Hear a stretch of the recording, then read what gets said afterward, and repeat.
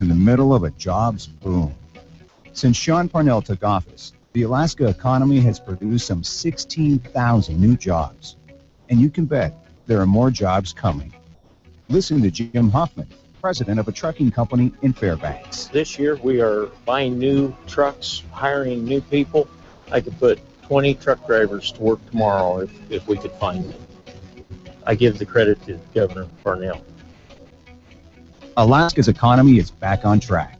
16,000 new Alaskans became our governor. That's why Parnell 2014, Box 100719, Anchorage, paid for this message. When I grew up, I wanted to be a pro basketball player. An elementary school teacher. Oh, an Olympic gymnast. No matter what dream you choose or where you are in life, your local Country Financial representative offers helpful advice on everything from auto and home insurance to financial planning, education to retirement, and business insurance too, so that you can continue to grow and dream. For more information, visit countryfinancial.com or call 1-866-COUNTRY. Country Financial. Grow your own way.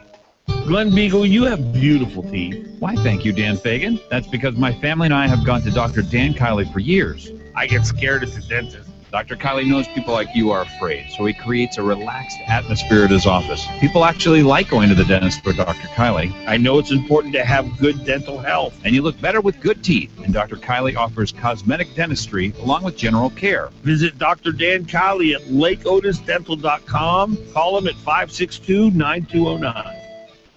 Glenn, every once in a while you find a hidden gem right here in Anchorage. You're talking about the Snow Leopard Boutique. I am. Owner Eileen Bear has an amazing eye for beauty. For decorating ideas, it doesn't get any better than Snow Leopard Boutique. They have 2,400 square feet of everything you need to beautify yourself and your home. Glenn, I noticed a calming atmosphere the moment I walked in. Dan, how about those chocolate truffles? Yeah, and you can wash them down with a free latte. The Snow Leopard Boutique. At the corner of Tudor and Old Seward.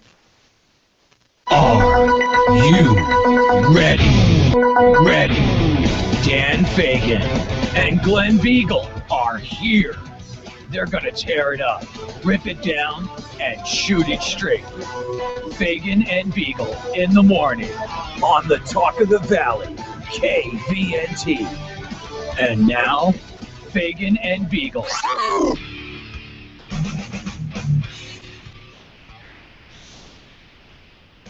Well, good morning and welcome, excuse me as I clear my throat, to a foggy Thursday morning. Is it Thursday? I always, it is Thursday? It is Thursday. It is, in fact, Thursday. I think once you're past the age of 50, it's okay to forget what day it is. Is that? I think it's good to forget what day it is until it's Friday. And then you got to remember. Even if you're 12. That's right. That's my take. You got to remember the That's day on what Friday. I'm- Well, welcome to the Fagan, Biegel, and Bonnie show on a foggy Tuesday morning. It's we're just recovering from the big election day on Tuesday, and what do you know? Here comes another one. What, 12 weeks away? Yeah, 70-something days. 70-something days, and then we'll get back into it again. Big one coming up. They're all big, right? They all count. They all matter. The biggest. This is Begich. He's in for life. We have one life sentence in the state of Alaska. It is to federal office. You will die in that office. If we send you there, you will stay there for the rest of your God-given life, and maybe some thereafter. Well, that's certainly been the trend, hasn't it? Yeah. Although, unless you leave of your own volition, or which you're Markowski did. Convicted of a felony 2 weeks before your election. Yeah. That would be. There are going to be thousands, maybe even tens of thousands of people who will feel personally burned by that as they're reminded of that. Yeah, I think that's going to be a factor. I agree. And if the PACs, I don't think Mr. Sullivan himself should do it, but if the PACs are wise, I would play up sentiment on Ted Stevens. Uncle Ted fought for Alaska. Show a clip of him on the floor of the Senate fighting for Anwar. Ted Stevens came one vote away. And then he actually got it passed, but Bill Clinton, Mark Begich's party vetoed it. I would play up that with the PAC money. Yeah. Yeah, that would be a great commercial. Yeah. Because people do love Ted Stevens. Some people loved him because he brought them gobs and gobs of cash. Right. Some people loved him. Cash. Well, people do tend to But like. I never no more got any cash. of that money. There's no more cash. There's a great line in the movie The Jerk. You remember the movie The Jerk with Steve Martin? I do. I do not. But I don't remember the line. That's the thing. It was only in like the 80s. I don't think I was allowed to watch that at that point. Really? Well, he invented what they call the OptiGrab, where you put something on the front of your glasses and you just grab your glasses. And anyway, that's how he got a bunch of money. So he walked into the place he sold the invention to, and the guy gave him a check and had a bunch of zeros on it. And he was a jerk. He was stupid. So the guy had to explain to him that this is actually money. And Steve Martin goes, "I could use money."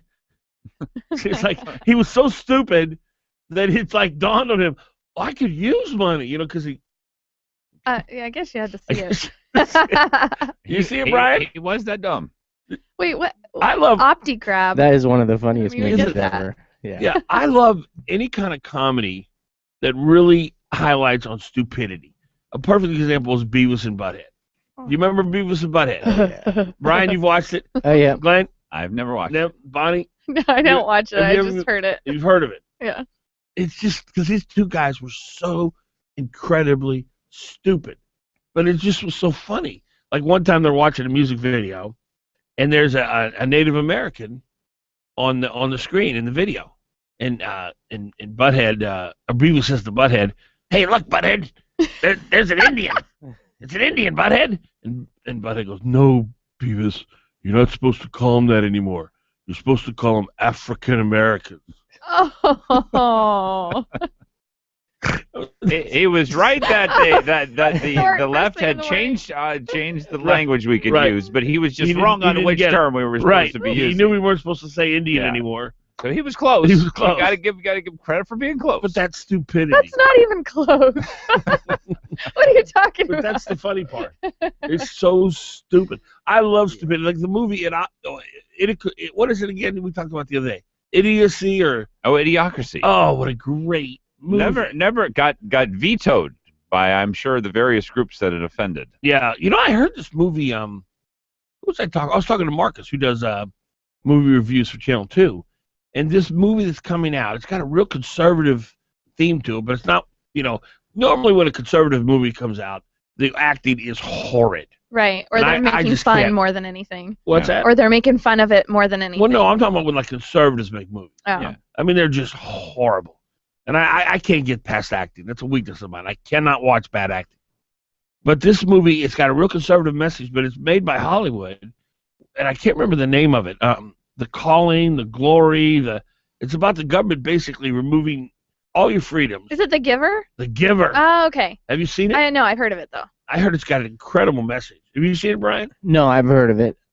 Yeah. It was a big book that my daughter had read. Yeah. It's kind of a teenage book, Yeah. Oh. but they made it into a really good. I didn't know you had a daughter.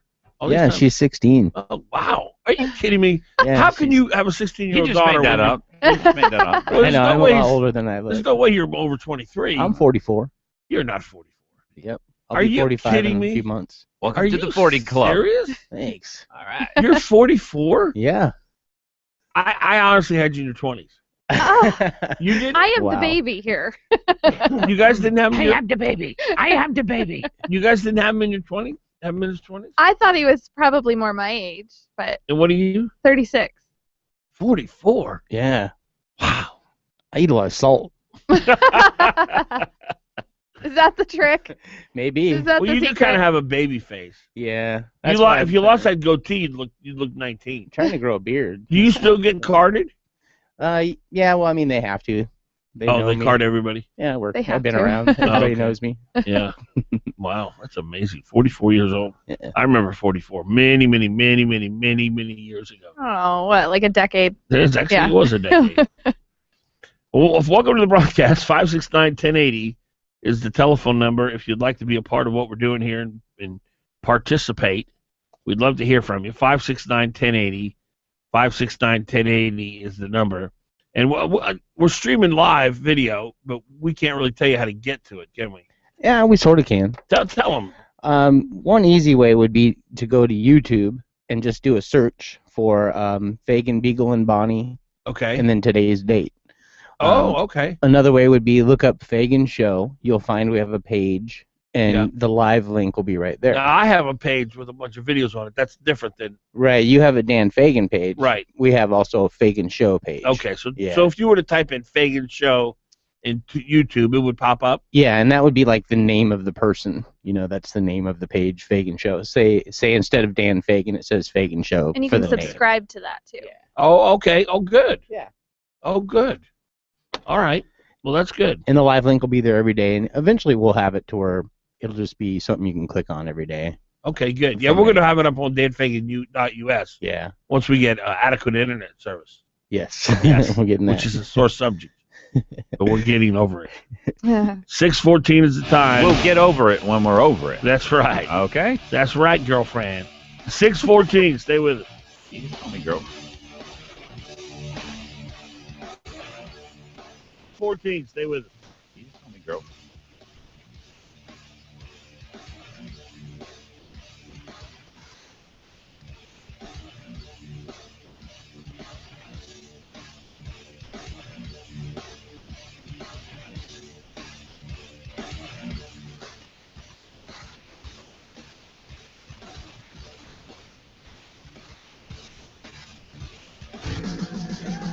You're on with Fagan and Biegel.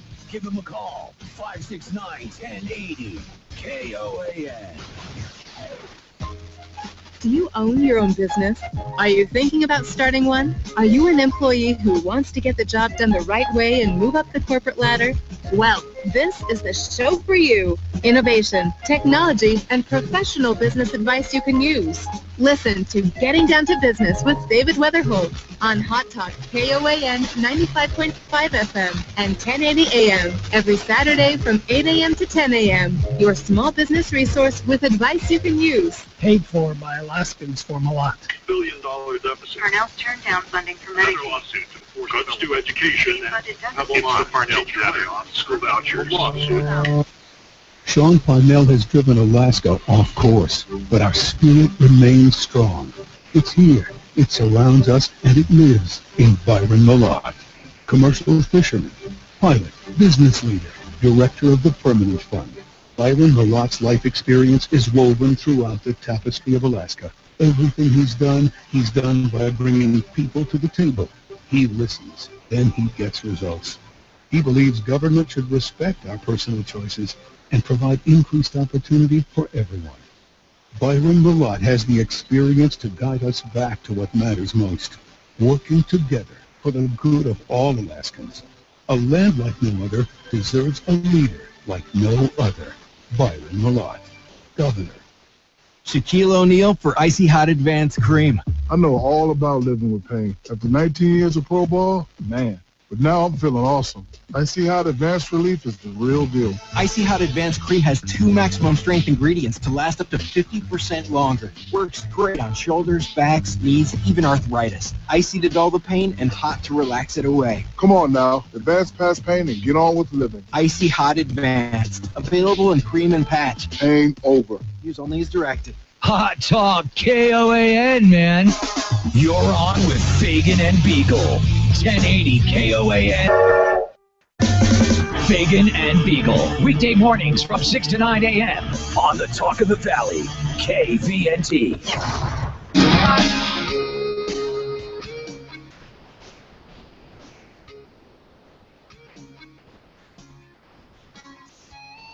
All right, welcome back to the broadcast. Fagan, Biegel, and Bonnie here.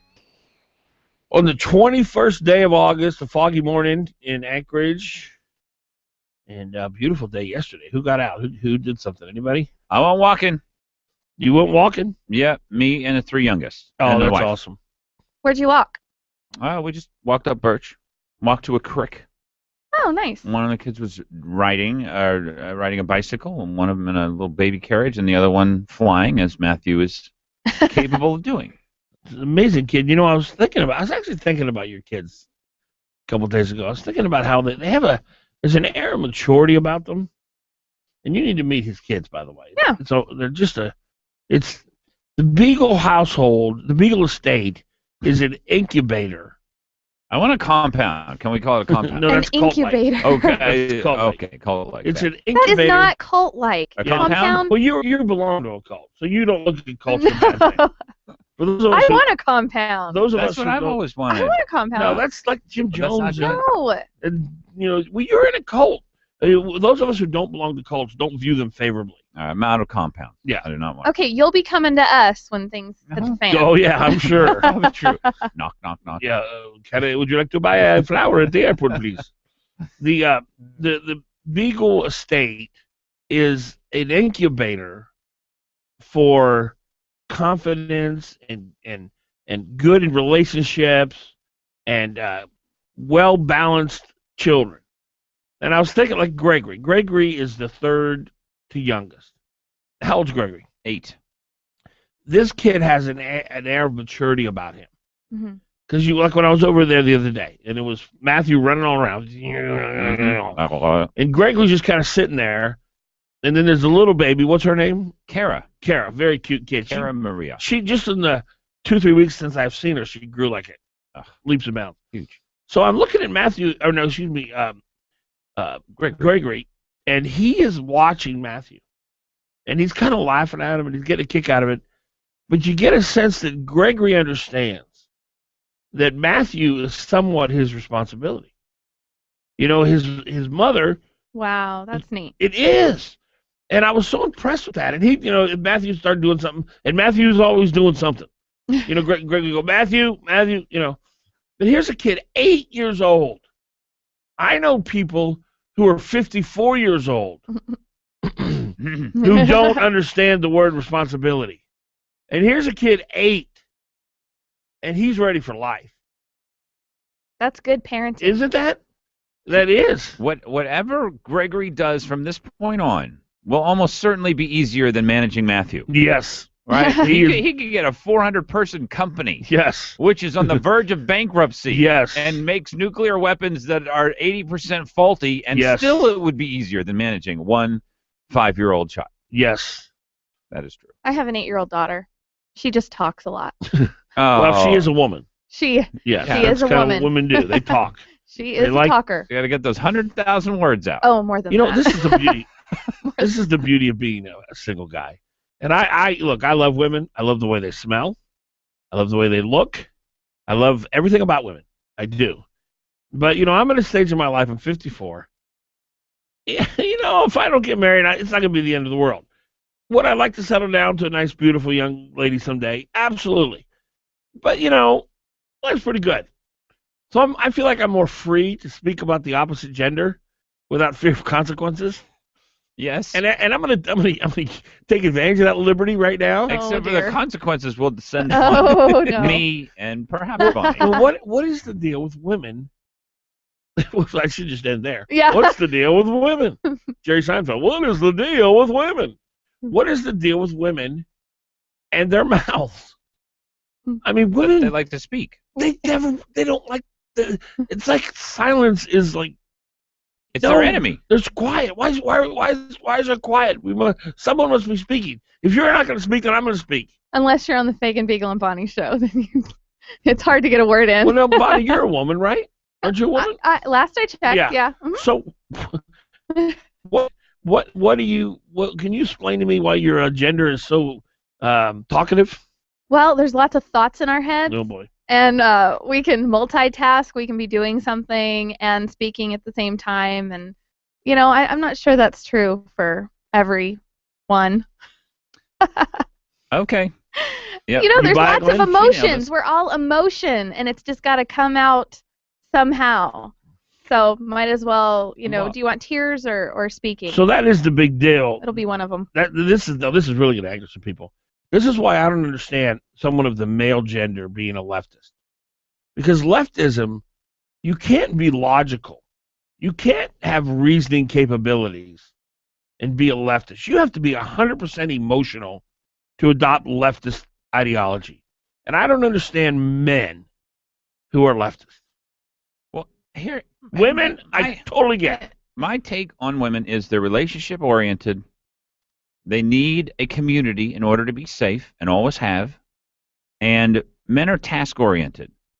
So, like, you look at Wilikowski, a man of the left. He does not trust oil companies. He does not trust the private sector. He works for public sector unions, and he sees his task is get more power for people who I work for. Get more power, get more money, get more influence for the people who. That's his task, and he's about that task, and he's really good at it. He goes out and battles and fights, gets elected to office, and then argues their case. He does research. He prepares himself. He's ready for that task. That's his war, and he's good at that war. He is a soldier in the war of trying to advance his left-wing friends.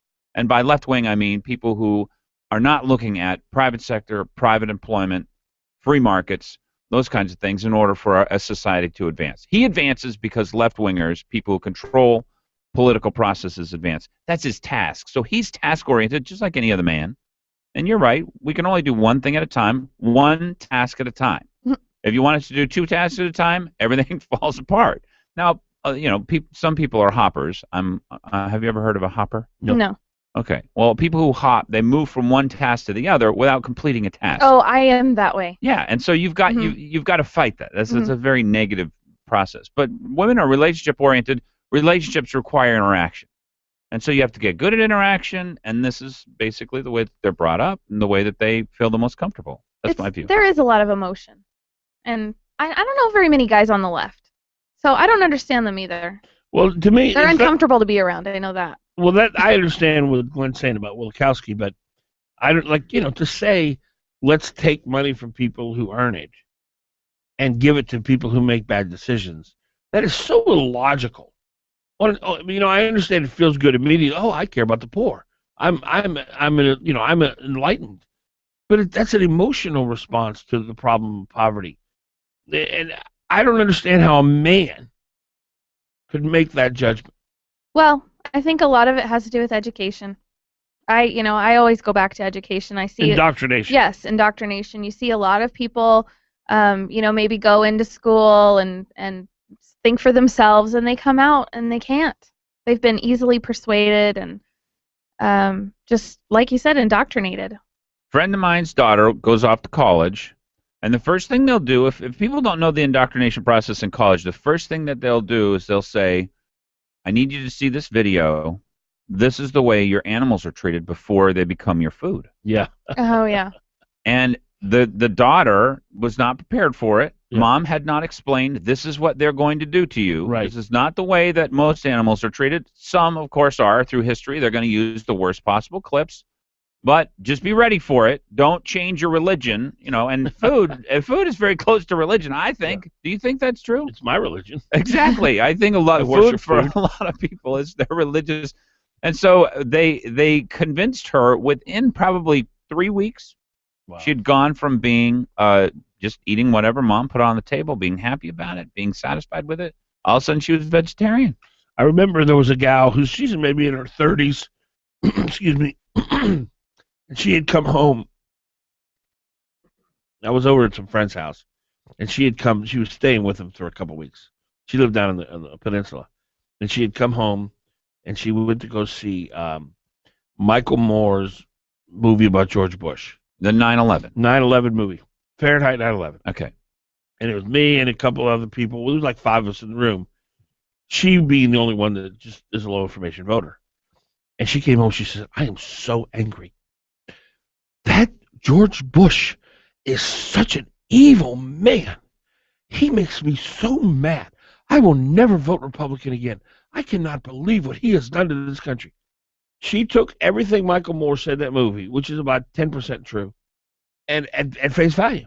And she was convinced George Bush was the most evil man ever to live. No researching the other side or anything. And I don't say that about public, because I do know some people who, have gone through the public school system, but their parents, like you said, were very involved. That's what it takes. It takes parents being involved, teaching them to see all sides, make up their decisions on their own, and go to college with an open mind. And well, they showed Fahrenheit 9/11 in public schools all across this country.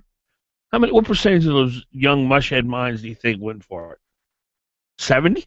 80? Oh, at least. Yeah, and if it didn't fully convince them, it set them on the path. You can't trust Republicans. You just can't. No matter how much you want to, no Or matter they're how evil. much you are. Or they're It's evil. not that you just can't trust them. Yeah. So how do you combat that? Homeschool or send them to private school. Send them Not to everybody Holy can do Rosary that, though. Academy. So then we have a majority of people coming out with this leftist agenda. Well, the big picture is you got to get rid of the teachers' unions. The teachers' unions, they have a stranglehold over education. If there was competition, parents would be more involved in the curriculum and the process. School choice. School choice. Ugh. School choice. Yeah, Absolutely. and it isn't that all teachers are on the left, but Right. the curriculum that they use Yes. is all on the left, and the methods that all teachers want is more freedom in their classroom. Yeah. And now they're So being that restricted. They could teach the way that and I went out to the National Teachers Association website and looked it up. 88% of teachers want more control over their classroom. They Yeah. want less control by the teachers Less union scripted. over their curriculum. Mhm. Yep. All right, 6:29. Fagan, Biegel, and Bonnie. We'll be right back. 6:29. Fagan, Biegel, and Bonnie. We'll be right back.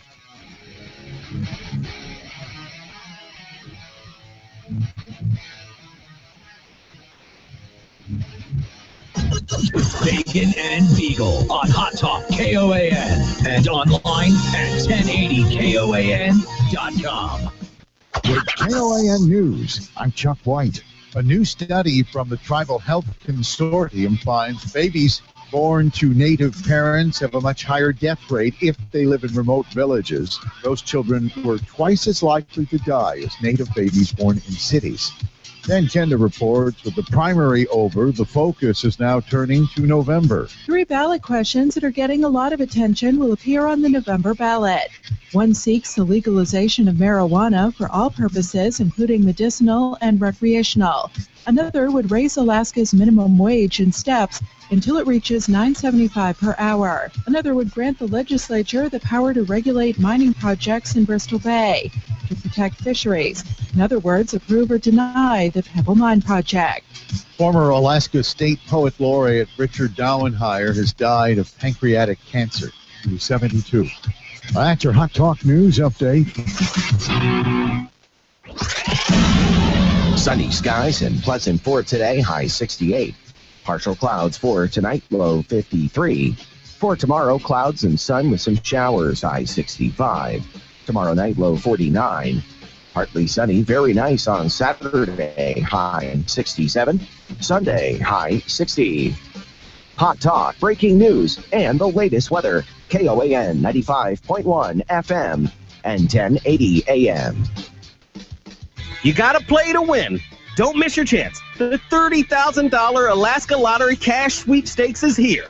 The drawing will be held September 1st at the Alaska State Fair. The grand prize is $20,000 cash, and there are 6 other chances to win. Second place gets $5,000, and the remaining winners get $1,000 each. Tickets are only $5, or better yet, get 6 for $20. It's like getting 2 tickets for free. Charitable gaming raises millions of dollars for statewide nonprofit organizations, such as the Alaska Peace Officers Association. Get your tickets today at the new Tudor Bingo Center at 1436 East Tudor Road. Tudor charity tabs at 343 West Benson or the Alaska Lottery kiosk on the first floor of the 5th Avenue Mall. Tickets will also be available at the Alaska Lottery booth inside Raven Hall at the Alaska State Fair. You don't have to be present to win, but you gotta play to win. Brought to you by Alaska Peace Officers Association and the Alaska Lottery.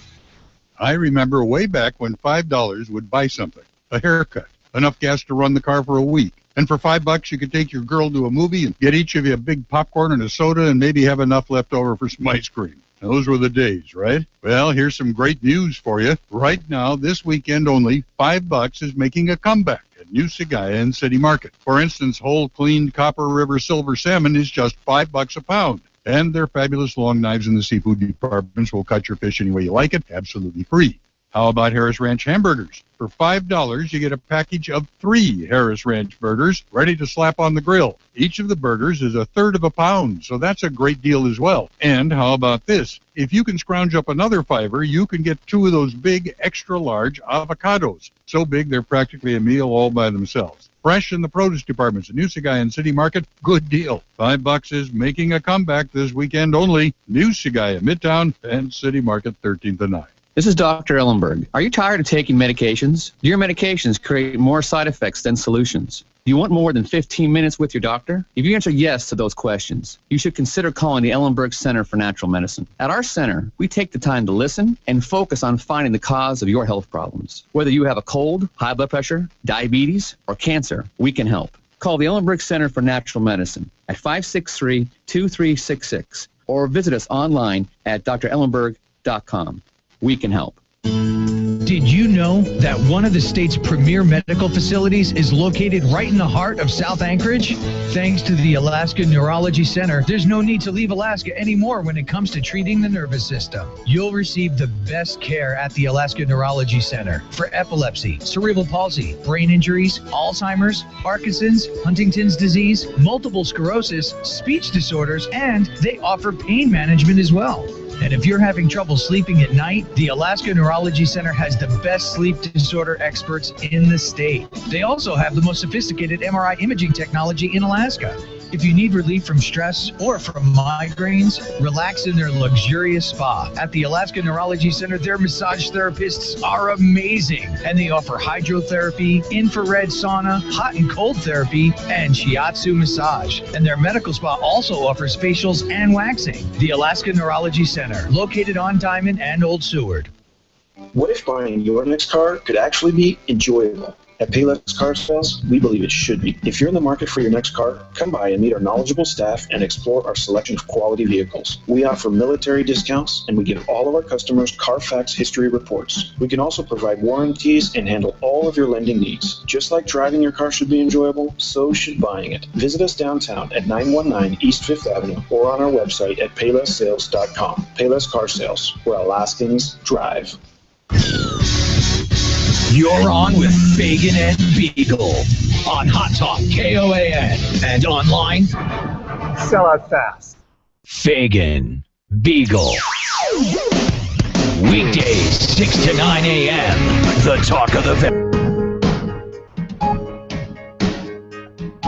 6:35 on a foggy Thursday morning. Welcome to the Fagan, Biegel, Bonnie broadcast. There's Glenn Biegel right over there. Bonnie Cameron over there. I'm Dan Fagan. We're glad you're here. Our number 569-1080.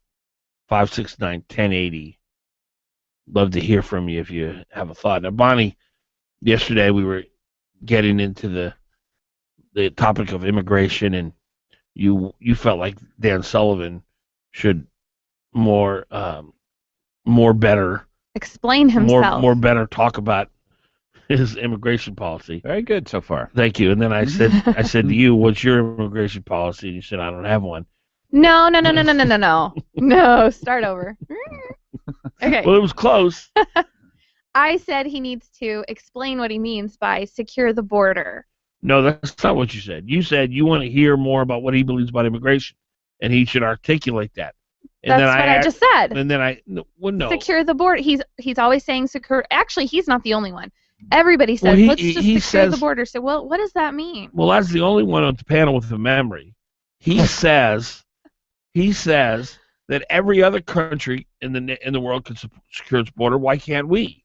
That's pretty simple. He wants to secure the border.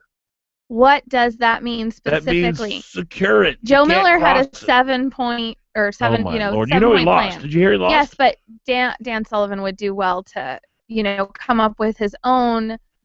But the bottom line is you were calling him like me sitting here. No, I said we should have a rule. Where is the rule of law? We have I'll tell you laws, what that was like. Enforce them. That was like me sitting here preaching to Glenn about losing weight. Glenn, you've got to lose weight. You understand me? You are fat, man. You've got to drop some pounds. Okay, so my now point... here's Glenn. He lost 45 pounds. You stop telling me about that. I have a good plan to lose weight. The bottom line is Glenn has lost a ton of weight. He looks great. I don't look great because I have a ton of weight on me.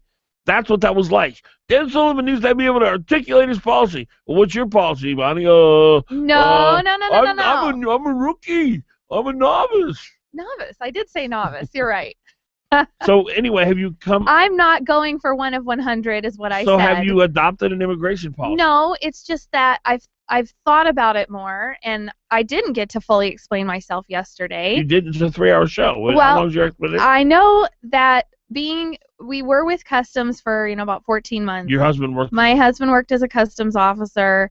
The immigration law is huge. I mean, he was in the academy for 5 months and couldn't. I mean, that you just can't go through all that stuff. It is ridiculously long and hard to memorize, and our laws need to be simplified totally. But we have a rule of law, and we as citizens are held accountable when we break the law. So do you have a policy yet? Do we just get to stop following the laws then? Well, what was your father? No, that was something else. Something else. Oh, okay. But well, what's your immigration policy? We need to enforce the laws, and that's also something that people say a lot. Oh, secure the border, enforce the law. I said we should have a taller, longer fence. Yes, yeah, I agree. That's another thing. Let the funding go for that. Less entitlement, more protecting our borders. If we don't have borders, we're not a country. Some people just want to let everybody in. We cannot do that anymore. And then the people that have been here for 20 years, is there time limit on? Broke into our country. Okay, so if somebody commits a murder, do we just say, oh well, that was 20 years ago? That's all right. We don't have to worry about that anymore. The issue that you didn't seem to have an answer for yesterday, while at the same time demanding one from Mr. Sullivan, is what do you do with the 20 million who've broken in already and are here now? Some of them, many, many years, raised families and have been of. And that's my question to you. If somebody commits a murder or some other crime, are they never held accountable? No, obviously, people who kill people. Well, that's our rule of law, though. Okay, no, Bonnie. Obviously, if you commit a felony, you should be deported. It's a felony to enter the country Bonnie, illegally. I'm talking. Okay, so that's. I think we're getting close here. So the 20 million people who've broken into this country illegally, they're not undocumented. They're illegal aliens. I agree with you. What should we do with them? I do believe that they should get back in line. So what specifically would you round them all up? Deportation. So you would deport 20 million Americans. Is it so hard to believe that? Yes, I would say that.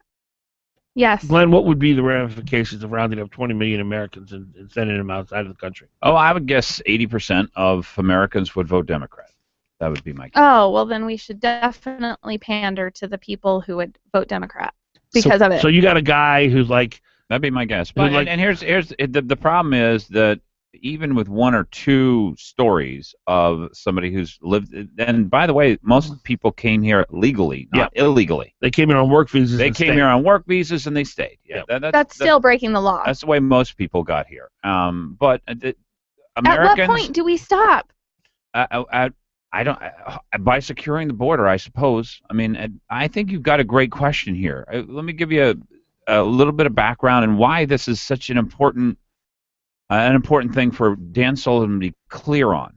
Mark Begich says he's helped secure the border. You know what? You know how he did that? He doubled the number of border agents who are standing there watching tens of thousands of children walk across. He doubled the number, my friends. He's so pro border enforcement that he doubled the number of border agents that are watching people walk across the border. He doubled them. Now, if you can't come up with a better answer than Mark Begich, who's doubled the number of border agents, by the way, watching people walk across the border, that if you can't come up with a better answer, because your questions are exactly right. Secure the border means what? Does it mean that you're going to stop other legislation? Does it mean that this is a requirement? As I enter office, I will not pass X, Y, or Z unless the border is secured. Does it mean that we're going to deport people who've been here for less than a year? We're going to deport every person who came across as a child. What does it mean? What is your plan? Bonnie doesn't have to have a plan. Dan Sullivan has to have a plan. And all I know is this, Bonnie. If we start saying we are going to deport every person who's come over here illegally, I just know that the public won't put up with that. I know that that cannot fly. That is not a policy. It may feel good to say, but it's not a policy that is going to be supported by the majority of Americans. Ergo, it will not be a policy that will be implemented. What we should be coming up with and what we should be listening for is what are policies that can be. It's like arguing over whether or not we're going to outlaw all abortions. We're not. We've not talked about this, but I could not meet I mean, think if we took that in position on slavery that you've taken on abortions, that we'll never win that fight. There will be a day in this country, Glenn, when we will be outraged that we slaughter millions of babies. We are absolutely going to outlaw abortion. Some of us are outraged already. But my point is, there will be a day in this country, just like there was, we had slaves, where people will look back at this time and go, I can't believe we killed all those babies. So that I could not disagree with you more that we're never going to outlaw abortion. I mean, I'll be honest with you, if that's true, I'm going to live in a cabin on a lake right now and just start fishing the rest of my life. Because that's the only reason I'm sitting in this chair today. Okay. Is to get out, to stop the murder of babies. My hope is, by the way, to lessen the number of children that are aborted and to help more people understand how precious they are. That's my first step. And eventually maybe we'll get to where you want to go. But back to this, that's still worth fighting the immigration and the illegal aliens. We have a president who's going to just sign them in. He's not enforcing the law anyway. You can say enforce the law as much as you want to, but we've got a leader who's not enforcing the law. He's not doing his job. And then you talk about, oh, well, it's not really realistic to impeach him. He's not doing his job. Why can't we impeach him? 6:44. We'll get back to the question. What would you do, Bonnie, with 20 million illegal aliens? Would you deport them? We'll get back to that and your calls. 569-1080. 569-1080. Stay with us. 1080. 569-1080. Stay with us.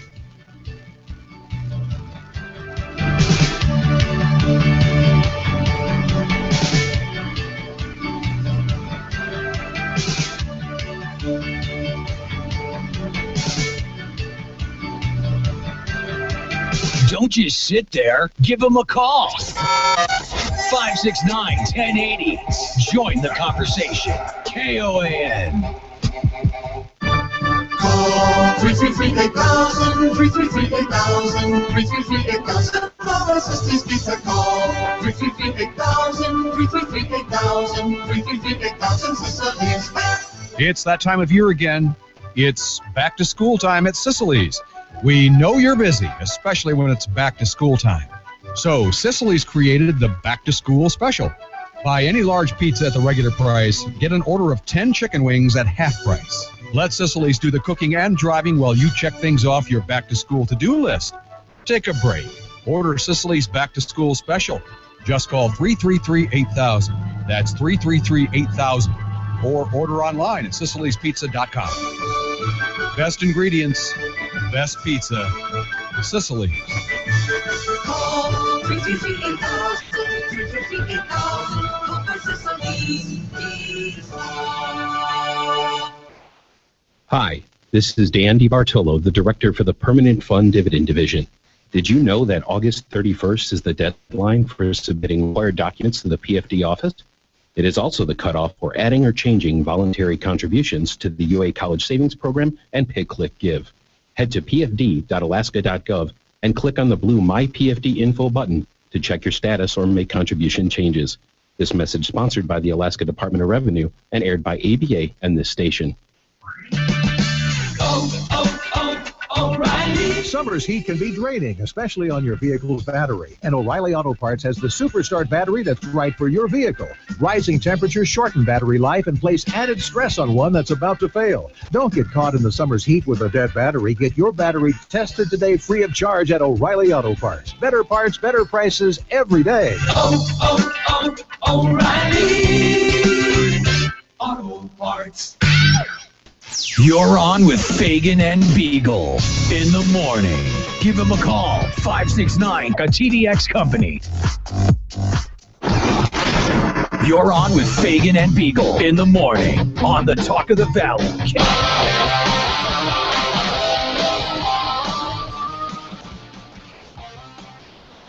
6:47 on a Thursday morning, fog outside. Chugash Chiropractic. These guys are good, man. They're all about making you feel better, less pain. You know, pain is no fun. Nobody likes pain. Nobody says to themselves at the end of the day, gosh, I wish I had more pain today. But you don't have to live in pain, because there are people in this world who specialize in helping you with natural solutions. We're not talking about getting you all doped up and drugged up. And the folks at Chugash Chiropractic, That's what Dr. Myron Swigert and his team do. They adjust you. They go for natural solutions, as I said. There's no reason to run straight to surgery if you have pain. They have massage therapy out there that reduces pain. So many things you can do at True Guys Chiropractic that will help you live a more fulfilling and comfortable life and not have to experience pain. They also have a great program, which Glenn was on. He lost 45 pounds. I'm on now. Shape Reclaim. It's a natural solution approach to losing weight. It's basically if you can eat right and not, stay away from all the junk stuff, and they help you with that, you're going to lose weight. It's a great diet. Many people have tried it. Everyone we know that's tried it has lost weight. So the bottom line, True Guys Chiropractic, live a healthier life. Live a pain-free life. Here's the number. Give them a call, 694-9224. 694-9224. True Guys Chiropractic. What do you make of the low election turnout? You too. It's always low, isn't it? It's ridiculous. How low was it compared to normal? Well, it was certainly less than the 2010 turnout. I think that really overwhelmed the primary process quite a bit, and but this one I think it was 23%, somewhere around there. Well, I thought it was 30. Was it 30? I thought it was 30. I thought it was right up there with last time. I wanted to get back to finish this conversation on the. All right. Nice try, Glenn. Well, here's the thing. We got a problem. We got 20 million people who've broken into our country. About half of them came here legally on work visas. They just stayed. And why wouldn't you stay, right? According to most people on the left, just why would you? It's a great country. Next to the left doesn't think it's a great country, but they stayed anyway. They just want them to vote. It wasn't until 1920-something, it was in the 20s, that we began to have immigration laws. We let everybody in. Anyone, no questions asked, come on over. And the reason we were able to do that as a country is because if you came here, like my grandmother came here in 1913 from Ireland. She got on a boat by herself. She was 14 years old. Basically, she was one of the people on the bottom of the Titanic. In the bunk beds. Uh-huh. Came over here. She had a brother or something in Baltimore. She stayed with him for a couple of years. He got his first job at 16. Just a classic immigrant story. Nobody checked her. There was no. And people would do that. People would come over here. But what would happen is, when people came over here, if they couldn't find a job, they'd starve. If they couldn't pay for health care, then they wouldn't get treated. If they didn't have the means to support themselves, then they'd have to go back home to their country. So at the core of our problem with immigration is socialism. We wouldn't need borders if we weren't a socialist country. We are incentivizing them to come here. More than we're bribing them. Yes. We're saying, come on, everything's free. You can get a cell phone for free. I mean, there's nothing that's not free. Yeah. And what you're saying is essentially the essence of America is you will rise or you will fall on your own. That's what will happen. There's a community here. Of course there's a community, but it's largely up to you. And that's what's been broken about You and America. your family. You and your family. And frankly, it's a great place to do it. There's nothing that you can't attain. Go out there and work hard, make smart decisions, and frankly, this is a great place to be. But isn't it true, Glenn, and you articulated it perfectly, that self-reliance, that independence becomes harder and harder to achieve because we are burdening people with other people's problems. As we become a cradle-to-grave socialist nation, not only am I responsible for my family, I'm responsible for my whole community all of a sudden. Even those who don't want to work. That's now my responsibility. So my ability to create wealth for my family becomes less and less and less. Mm-hmm. And that's the trap. The most educational graph statistic that I've seen in the last 20 years was an explanation of a person who had made every wrong choice in life, has 3 kids, not married to the dad, no way to support herself, no education whatsoever, has not lifted a finger in order to participate in America, has more disposable income than mom and dad, with 3 kids or making $60,000 a year. Yeah. That's the most educational thing. The distance between making every right choice in life and doing the right thing every time and doing the exact opposite of that, doing every wrong thing in the United States of America, has switched. And so you're asking people to do a very irrational thing. I want you to do the right thing. Even though it's not in your best interest. Even though it's not in your best interest, which I was explaining. This is the essence of our constitutional republic. That is why we lasted so long, because we had religion to offset people's natural tendency to, I want as much as I can get. I want to do as little for it as I can get. If it takes me doing the wrong thing, that's what I'm going to do. That natural tendency was fought by our religious values. And that's why I think it was Benjamin Franklin said, you know, look, this Constitution is not capable, maybe it was John Adams, is not capable of governing anything other than a religious people, a good people. Because if you're free to do the wrong thing, and that's what you choose to do, if you get on welfare and decide, you know what, I'll just take the $800 check, I'm not going to work any harder. Because, you know, if I get a raise at work, I'll lose this check.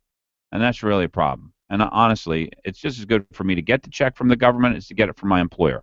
Once you start moving down the path where you do the wrong thing because you're paid to do it, and there's no offsetting force, there's no religious force, there's no societal force of either shame or reason or whatever, we become a different country, and that's really where we're becoming. This is why I believe our current commander-in-chief is not a good man. Because everything he does, everything he does, everything he does, no exception, has devastating consequences on the economy. Everything, no exception. So what you just described accelerates when the economy's bad. Because then, even if I want to do the right thing, I can't get a job. Of course I'm going to keep taking the welfare check, or today's welfare, which is disability. You know, I'm moody. I need my disability check. But so you got a guy in the White House who everything he does, everything, did I make that clear? There's nothing that he does that does not, this is like a triple negative, hurt the economy. Everything he does. So here you got somebody like Glenn describes, you know, why work, why not? Why get educated? Why get educated? Why put an effort into life? You know, if it's free, it's all free now anyway. No, the point is that it's still getting an education is hard, even though it is free. Yeah. But the bottom line is what you just described, according to Mr. Obama, he wants to take your guy and actually take the choice away from you. Because there's no work. There's no work. So even if you want to do the right thing, not only are we going to incentivize people to do the wrong thing, those who want to do the right thing, we're going to take that option away by destroying the economy. That was the essence of America, too. When I grew up here, you could always get a job. And this is one of the problems with illegal immigration. We have created so many low-wage workers that you have 40 and 50% unemployment in some inner cities for young people. That's just unheard of. That's not America. If you wanted a job when I grew up, you went out and got a job. If you want another job, you go out and get another job. You know, I could work, 100 hours a week easily, and I did not have any skills. So it is. We're looking at a far different America. It's one of the reasons why we could have had unlimited immigration before, because people who came over here would always have work to do. We had a society to build, and now we don't have that. We're a far different country. So back when Ronald Reagan had everybody say, and it was a form of amnesty, right? What was public opinion about it then, and what were the thoughts about it then? Because now I'm looking at it and going, well, what is the future illegal immigrants have to say? I mean, what's to keep them from coming if they're like, oh, well, they'll just do it again? Yeah, I don't think immigrant. Of course, I was in my early 20s, so I wasn't following politics that much. Although I have followed it since I was in high school, but I don't think immigration was near the detriment to our country's economy as it is today. Yeah, what do we have? Like 4 million, 5 million people in the country illegally then? Now we're at 20. It's unsustainable. Oh, I don't see another. I know it sounds heartless to say yes, they should be deported, but what is our other options? Well, this is what I wanted to get to, and this is actually we'll do that next. I think the answer is very simple, very simple, and we'll talk about that next. We're going to solve the immigration problem here on the Fagan Biegel and Bonnie show, and I don't think you're going to be able to dispute my solution. I think it's a no-brainer, and it's not going to call for 20 million people getting uprooted from their lives and deported, but it's close. 6:58. Stay with us. And deported, but it's close. 6:58. Stay with us.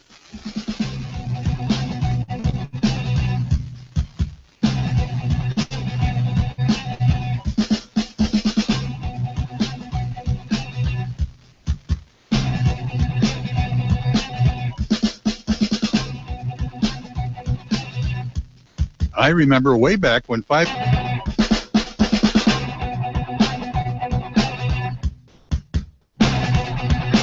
Finally, there's a great place to go in Palmer for handmade Fire Rock Pizza. Huge. Well, here's some great news for you. Right now, this weekend only, $5 is making a comeback at New Sagaya and City Market. For instance, whole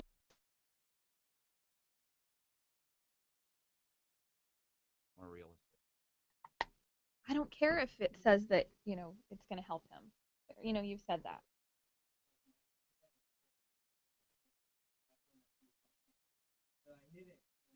I'm marking down, I'm keeping score.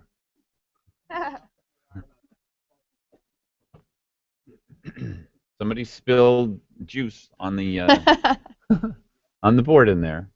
Brian drinking his apple juice again. tonight. KOAN Anchorage. It's not just talk, it's hot talk. 95.1 FM, 1080 AM. Fox News Radio. I'm Dave Anthony. The FBI's on the case, investigating the brutal beheading of American journalist James Foley. It was heartbreaking to see his parents yesterday. That's Fox News Radio's Rachel Sutherland, live in Washington. State Attorney General Eric Holder says the Justice Department has an open criminal investigation into James Foley's death at the hands of Sunni ISIS militants. We will not forget what happened, and people will be held accountable, one way or the other. Holder wouldn't comment on the failed mission to save Foley's life or on the video that showed his beheading. The DOJ will use the same controversial law enforcement model that was followed for the Benghazi attacks. Dave? Rachel, the day after the Attorney General went to Ferguson, Missouri, he hopes protests keep getting calmer and our investigation. Our immigration laws are very complicated. There's lots of reasons why people could stay. So, and the enforcement of it is not automatic deportation. That's not. So it's getting lawmakers in there then who are actually going to change the law, or that's the goal. The goal is to create a scenario under which we can come as close as we can, as public opinion will allow, as the people will allow, to deporting everyone, stopping people from flooding across the border. That's a process we go through. We don't just declare that this is what we want if we can't get a majority of people to figure out how to do that. We just say, the best we can ask for right now is, Dan Sullivan, what is your plan? What does it mean to close the border? What does it mean? Are you saying, what will you give up in order to do that? What will you require? And so making statements that are not possible right now, it will feel good, but it doesn't advance the cause. The cause is, how do we secure our border? Well, that's why when we were talking to him, I didn't ask him, about specifically amnesty. It's, will you sign anything that leads to a pathway to citizenship? You don't sign anything. There's no reason to do that. You don't limit your ability. Okay, vote. Okay, would you vote that way? You don't sign any pledges that would limit your ability to vote for a piece of legislation that may not be perfect, that would still be good. You just don't do that. That's irresponsible.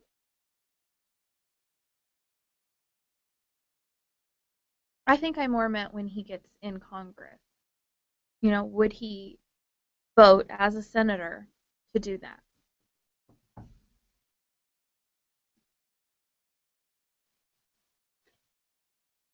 What's wrong? Oh, it's just Facebook thing.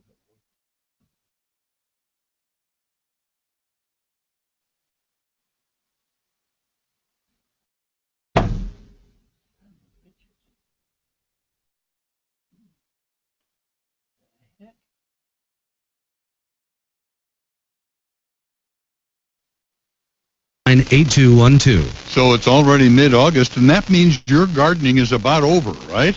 Well, not so much. This is actually the time to save money and begin planting those things that will need a good start to be beautiful next year. For instance, all of Bell's beautiful bare root trees and shrubs are 50% off this weekend. Lots of perennials at 50% off, too. Plant them all now. They'll look wonderful next year. Also, for your yard and gardens, all the garden furniture and lawn ornaments and garden art and neat stuff for your yard is reduced by 30% at Bell's this week. Oh, you can save big this weekend at Bell's. In Bell's Big Gift Shop on Specking Road, you'll find all of Bell's beautiful linens, like towels and tablecloths and placemats and more, all of them on sale right now at 30% off. Really high-quality linens. You never find them at prices like these. This weekend only at Bell's on Specking Road. Really, you should come and take a look. Bell's Nurseries and Gifts on Specking Road and Bell's Nursery on Cranberry Road. Big things happening at Bell's. Hi, this is Jonathan Martin at Harrington & Company. Sellers, if you are going to sell your home, now may very well be the best time. The current interest rates are still very low in comparison to previous loan rates. Now is the time to take advantage of this uncommon phenomenon. We will look back at this period as a golden opportunity to buy or sell. Homeowners planning to sell should call us at 244-0821. We will be happy to come out and do a comparative market analysis at your convenience. Call Jonathan Martin at Harrington & Company, 244-0821. That's 244-0821. When I grow up, I want to be a pro basketball player. An elementary school teacher. No matter what dream you choose or where you are in life, Country Financial helps you and your family grow your own way. Or maybe a veterinarian. A mom, a doctor, and president of the United States. Maybe an astronaut or, an Olympic gymnast. You can grow your own way. We know some dreams take a little longer to achieve, which is why your local Country Financial representative offers helpful advice on everything, from auto and home insurance to financial planning, education to retirement, and business insurance too, so that you can continue to grow and dream. Or maybe an accountant, like my dad. For more information, visit countryfinancial.com or call 1-866-COUNTRY. Country Financial. Grow your own way. Why is A&A The Shop Alaska's independent Subaru specialist? How is it they've been voted the best shop in Anchorage not once but 6 times? Well, it's pretty simple. They offer the best warranty in the business. If they work on your Subaru, you're going to get a 3-year, 36,000-mile warranty on both parts and labor. That's unheard of. A&A The Shop deals exclusively with Subarus, and they also offer $35 oil changes. All their technicians are ASE certified. Call A&A The Shop for an appointment. 562-3919 in Anchorage and 696-2096 in Eagle River. Hot Talk KOAN, man. You're on 1020 AM KVNT.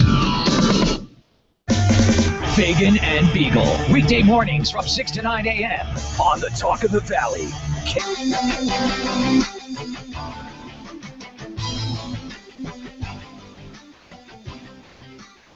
All right, welcome back to the broadcast.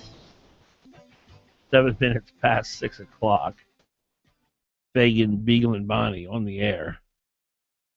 Glad you're here. Welcome to the only talk show in all of Alaska history that is on 4 different signals. We're on 95.1 today. And if you're over on 95.5, you're hearing static. We're on a much more powerful signal and we move. So tell your friends, tell your neighbors.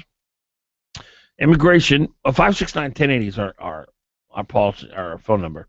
Glenn, you wanted to articulate your immigration policy. Bonnie's plan is deport 20 million Americans, 20 million illegal aliens. Thank you for clarifying that. And yours basically, Glenn, is my view is if you have come or stayed illegally, you are not in line. And I think it's like 11 years in order to get to be a naturalized citizen in the United States of America. And unless you go back home, you will not become a naturalized citizen in the United States of America. You cannot become a citizen. Oh, so, I'm sorry, say that again? It takes about 11 years to become a naturalized citizen in the United States, on average, for people who are in other countries. Okay. If you are here illegally, yes. If you came illegally, if you stayed illegally, you are not in line. Okay. You cannot file for citizenship. If you are here illegally, you are not in line. Okay. You will not become a United States citizen. That's my. Even if you go back to your No, if original you go country? back, of course you can go back Okay. to your original country, and you can spend the 11 years to try and become a United States citizen. So what's the impact of that? The impact is that there will not be mass deportations for people who have been here a long period of time. Hopefully we can secure the border and stop millions more from coming here.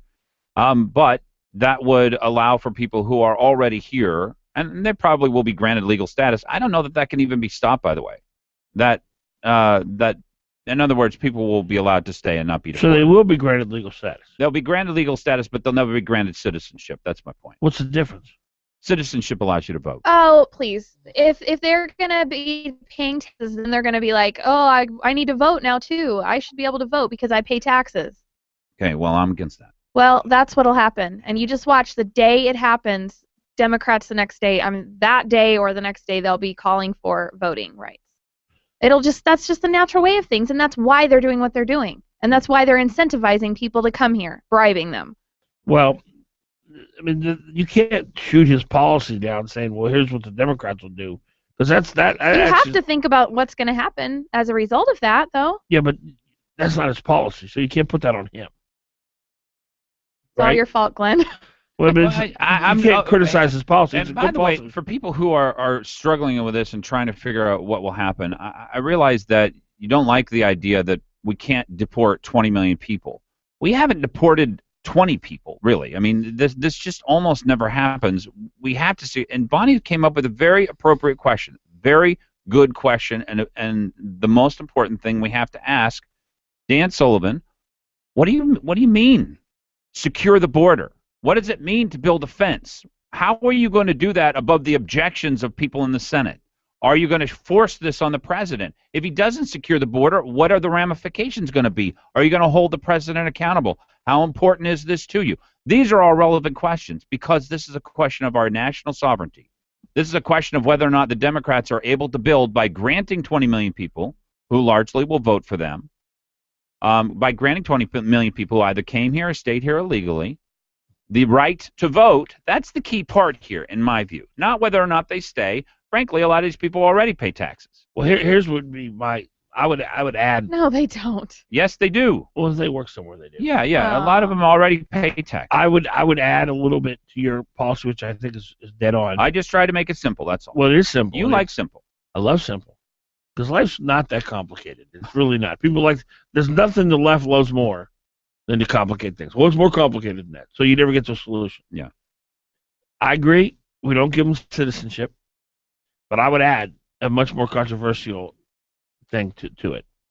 I would require, and I know it may sound like big government, every business e-verify. And if you don't if you're not a citizen, you can't work. I'm sorry. Now, you say, well, that means everybody will just be on the welfare doles. No, you don't get benefits if you're here and you're not a citizen. So, first thing you do, you secure the borders. And look, let's stop pretending like we don't know what secure the borders means. It means secure the border. It means have a president who will actually not. Bonnie, No. Secure the border means secure the border. But, I don't care who the players are. Secure the border. Okay, it doesn't do any good to hire a bunch of Border Patrol agents Bonnie, if they're not allowed to do their job. Secure the border. They get rocks thrown at them and they Bonnie, can't do anything about it. secure the border. We're talking about a proposal here. I'm not talking about the past. You asked me to define when I say Dan Sullivan defines secure the border. Now I'm secure the border means secure the border. You have to define that though. It's so easy. Secure your house. Lock the door. It's not hard. You secure the border. You secure it. You don't let illegal aliens come in here. Whatever it takes. Fences, helicopters, drones, guards with machine guns and towers. Whatever you have to do, you secure the border. I agree. I just wanted you to expound on that. But Thank you. That was good. No, secure the border, secure the border. It's hard for people at the federal Senate level to understand that. I don't care about all that. We're talking about a proposal here. Agreed. Yes, you're secure talking about your the border. Agreed. First thing, you secure the border. Whatever that takes. Fences, whatever. Secure the border. Then you can't work here unless you're a citizen. And any business that hires someone that's not a citizen gets the snot beat out of them and a fine. I mean, it's just going to be like, you know how right now if you sell as a liquor store to a 16-year-old, the liquor store is terrified of that. Mm-hmm. I mean, as a news reporter, I've done so many stings on liquor stores and restaurants that don't card. It's like the death of the business. Yeah, that almost never happens anymore, by the way. Because Exactly. Of that. Yeah, they learn. So right we need away. the same thing. $10,000 fine. You hired illegal. Second one, $100,000 fine. No one's going to get a job here illegally. Right. And this is And something then- Sullivan's for, by the way. And then you go down to the welfare office, say, I can't get a job. Well, you better go home to where you can, because we're not going to give you money. We're not going to give you free everything. So you secure the border, E-Verify, cut off the benefits, problem solved. You don't take the $20 million here and round them up in buses with the little girl. Is Granddaddy leaving? Where's Granddaddy going? I want Grandpa. Oh, I have to go back. Are you kidding me? Do you know what the media would do with that? Like Glenn said, 80% of the country never vote Republican again. But you make it where it's not a good idea to break into our country anymore. But you don't round them all up and ship them off 20 million at a time. I mean, isn't that the law already, though? You're Oh talking my about God. things that are not. Are you serious? We need a president who's going to enforce the law. I can't reason with it. I honestly can't. No, I agree with everything you said. Everything But that you said still want was to kick fine. 20 people out of the country. No.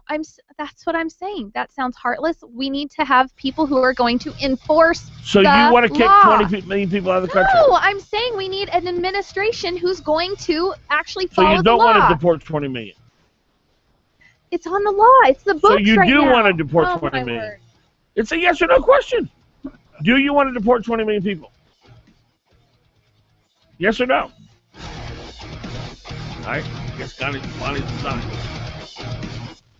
Yes or no? All right.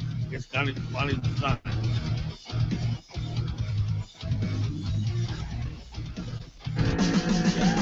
You're on with Fagan and Biegel. Give them a call, 569-1080. You're on with Fagan and Biegel in the morning. The question at hand is, do you, in your proposal, want to deport 20 million people? No, of course not. Well, then I you don't. can't say it's but- the law in response to my question. Glenn, am I wrong here? No. What does everybody think when I say, do you want to deport 20 million people? And she says it's the law. What does everybody take from that answer? That 20 million people need to be sent out of the country. Do you see that? If we don't have a rule of law, then what do we do? Are you serious? Glenn. No, she's Help me. right. She wants the rule of law. We're talking about how to change the law so that we can at No least one's secure our borders. arguing whether they're here Very illegally. important. Nobody's arguing whether that's the law. Since Sean Parnell took office, the Alaska economy has produced some 16,000 new jobs. And you can bet there are more jobs coming. Listen to Jim Huffman, president of a trucking company in Fairbanks. This year we are buying new trucks, hiring new people. I could put 20 truck drivers to work tomorrow if we could find them. I give the credit to Governor Parnell. Alaska's economy is back on track. 16,000 new Alaska jobs since Sean Parnell became our governor. That's why Parnell 2014, Box 100719, Anchorage, paid for this message. Tax rules, technology, regulations, oh my! Are you one of the thousands of small business owners in Alaska? Need some advice on success? Listen to Getting Down to Business with Dave Weatherholt, your personal small business guru, on Hot Talk KOAN 95.5 FM and 1080 AM every Saturday from 8 a.m. to 10 a.m. Your small business resource with advice you can use.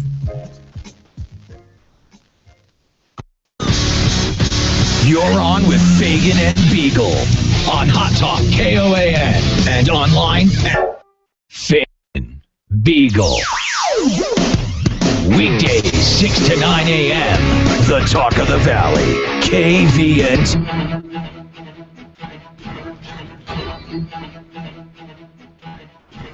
7:17 is the time. Fagan, Biegel, and Bonnie.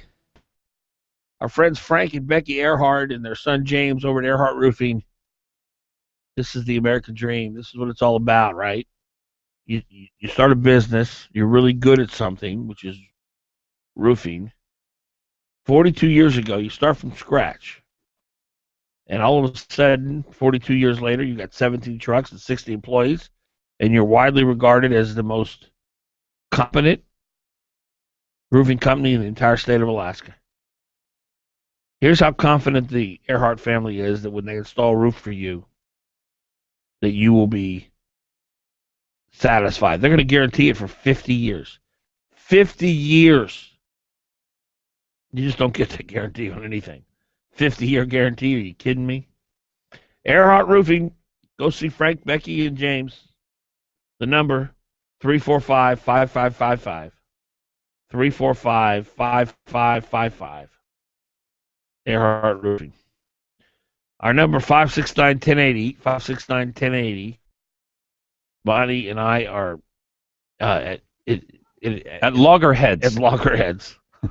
just so I just want to make it clear, and the only really acceptable answer is yes or no. So people can understand what your position is. You can't. I don't want you to ask. Well, I don't like what the president's doing. I don't like what this person's doing. I don't like what that person's doing. Because we're talking about our proposals for immigration. Glenn basically says, if you broke into the country, we shouldn't round you up and kick you out, all 20 million of you, but you shouldn't be able to vote. You should be able to citizen. IDAD verify that. You can't get a job, and you can't get welfare benefits. That's my immigration policy. And, of course, both Glenn and I policies start with securing the border. Securing border means securing the border. People can't get in. The question that we're unclear about, Glenn and I, regarding your policy, which I think you agree with everything we said up to that point, but the question is, would you deport the 20 million people who have broken into this country all at once and kick them out? Is that the law right now? No. Are you supposed to be deported if you're illegal? So you're illegal? not going to answer the question? No, I think we should. I think we should follow the law. Okay, hold on a minute. Mm-hmm. Again, it's a yes or no question. Do you personally think the 20 million people who have broken into this country and are currently here illegally should all be deported at once? At once? Well, I mean, let's be realistic. All right, anyone who's here now illegally, we should deport them all, no exceptions. Is that your policy? Yes, because it's the law right now. Okay. Now everybody send hate mail to 569-1080. 569-1080. Bill, you're on. I understand the English language in your question. Yes. That's it. Thank you very much. Thank you, Bill. Well, Glenn, what would the ramifications be of you're gonna have Poppy, who's 73. He's got 15 grandkids. If immigration people are going to go to his house, they're going to put him in handcuffs. They're going to put him on a bus with, Uncle Larry down the street, and a guy who has 3 children and his wife. They're going to go. The children will go into state custody. What's the ramifications of that policy? It would be devastating. I mean, you would have national, international human rights groups that would stand up, and it would be devastating on all levels. You'd lose local, state, federal. You just wouldn't be able to sustain it. We are a nation of emotion. Yeah. Yeah, well, that plays into a big part of it, and that's why this president is so successful. I think all of our goals here are the same, by the way. We want people to come into the country legally, because unlimited immigration is so damaging to people who are on the lower end of the spectrum. They just aren't able to get jobs. The average middle-class family income has declined dramatically, about 12% over the last 10 years. It's harder and harder to get a job. Our minority populations are hurt more than anyone from this unlimited immigration. A. B, it leads to lawlessness, as you brought up. And so I think we're all trying to get to the same outcome, which is we want a secure border, and we want people to be here legally, and when they become an American citizen, we want them to understand what that means. 569-1080. 569-1080. Pete, you're on.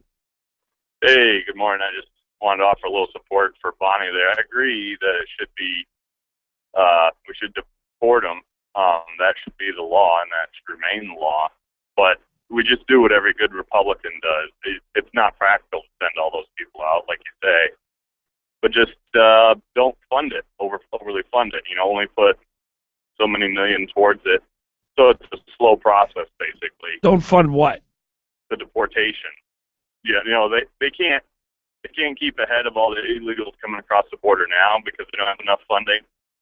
Just don't put a ton of funding into deportation. Change the laws, like you say. Don't make it possible for them to get employed, and big penalties for people who do employ them. And leave the law remaining where it is the law that if you get caught in this country illegally, you get deported. But don't put a lot of money towards it. That's what every good Republican does. Say you're for something and then never fund it. Thank you, Pete. Vegas has been funding, by the way, a lot more border security agents. That doesn't do any good, though, if they can't do their job. Yeah, they're not allowed to do their job. They're just watching people work. 569-1080. 569-1080. It sounds really good. I got this many people hired, and I put them to work. Well, okay. The government put them to work. We put them to work. So, Bonnie, you got a guy who's, let's say, 55 years old. Let's say he was trained. He broke into this country when he was 17, 18, 19. He started his own plumbing company, worked as an apprentice, made a pretty good life for himself. Let's say he had 8 or 9 kids. Pays his taxes, pays his bills, never broke the law. Married an American gal, built a great life for themselves. You find out he's here illegally. He's got 9 kids. He's got 5 grandkids. They're all at a big Mexican fiesta, hitting the pita, having a wonderful time. And you, as a government official, are going to walk in, and you're going to grab this guy and you're going to put handcuffs on him, with his 5 grandkids sitting there, the 9 kids sitting there, the wife of 40 years, the media cameras all sitting around rolling, and you're going to pull Poppy out of that situation, and the kids are going to be running down the street after the van that has Poppy in it. Poppy, don't go, Poppy. That's your plan. I'm sure there would have been paperwork warning him first. There's like a sensitivity clause. Make sure the kids are in school, But that's your plan. To pluck this guy out of the country. I'm about personal responsibility. My kids, when they do something wrong, I have to hold them accountable for it. Well, he played by the rules with the exception. He didn't, though. He started out not playing by the rules. With the exception of breaking into this country. With the exception of breaking the law first, he. Have you ever made a mistake? Yes, Dan. Really? But I have also paid the consequences. Oh, you have every time. You've never gotten away with anything. I'm a citizen. So you've never. I'm an American citizen. If I break the law, I have to pay for it. You've never done anything wrong and gotten away with it. Are you talking morally or anything? Or government or anything? Breaking the law. Have you ever done anything wrong and not had to pay the consequences for it? I have never broken the law and not have to pay the consequences. Have you ever done anything wrong and not had to pay the consequences for it? If I've committed a felony, I've had to pay the consequences. Have you ever done anything wrong and not had to pay the consequences for it? Dan, we're not talking about moral versus, emotion. Have you ever done anything wrong and not had to pay the consequences for it? That is a moot point. Have you ever done anything wrong? I'm not going to answer that. That doesn't apply here. Have you ever done anything wrong? Let's talk apples to apples here. Have I ever broken into a country without any consequences? No. Have you ever done anything wrong? And that's as much as I'm going to say. And not had to pay the consequences for it? That I'm not going to answer a moot point. Have you ever done anything wrong and not have to pay the consequences for it? I'm not going to answer because that question. Because you are question. speaking as a person who is perfect. That's right. And that you can bring judgment upon this guy. Brian says I should plead the fifth, and that's my right as an American citizen. 40 years ago, lived in a dirt floor and wanted to make a better way for himself. And he thought, I'm going to go to a country where I have the opportunity to do that because I live in a country. 40 years ago, it didn't take 11 years to get here. Because when I live in a country where there's corruption and there's bribery, and I cannot Dan, we cannot take care of the whole entire world. I'm just trying to save you some breath here because it doesn't apply. We cannot do it. You're working on emotion here. We can't do it. It's unsustainable. We can't afford it. It's not our law. You cannot do it. Bonnie, that is such an absurd argument because I explained what I would do to solve the immigration. From let now me finish. Can I finish a freaking sentence, please? Yes. My goodness. I explained. Close the border. Take away welfare benefits. You cannot work if you're not a citizen. Everything that I proposed would solve the problem. But you were so obsessed with judging and condemning somebody who had the audacity to make a better life for themselves. You're talking from a point like, I've never made a mistake. And it must be wonderful to sit on your high perch and judge people that way and act as though you are perfect and you've never made a mistake. Rip the guy out of his family. Send him back. Because I've never done anything wrong, and I've never gotten away with anything. That's what I'm hearing from you. I'm hearing very liberal talk from you right now. That is all emotion. What is the law right now? When do we start following it? Now. No, now. No, now we start following the law. Let a million more in and then start following the law. 728. You're listening to Fagan, Biegel, and Bonnie.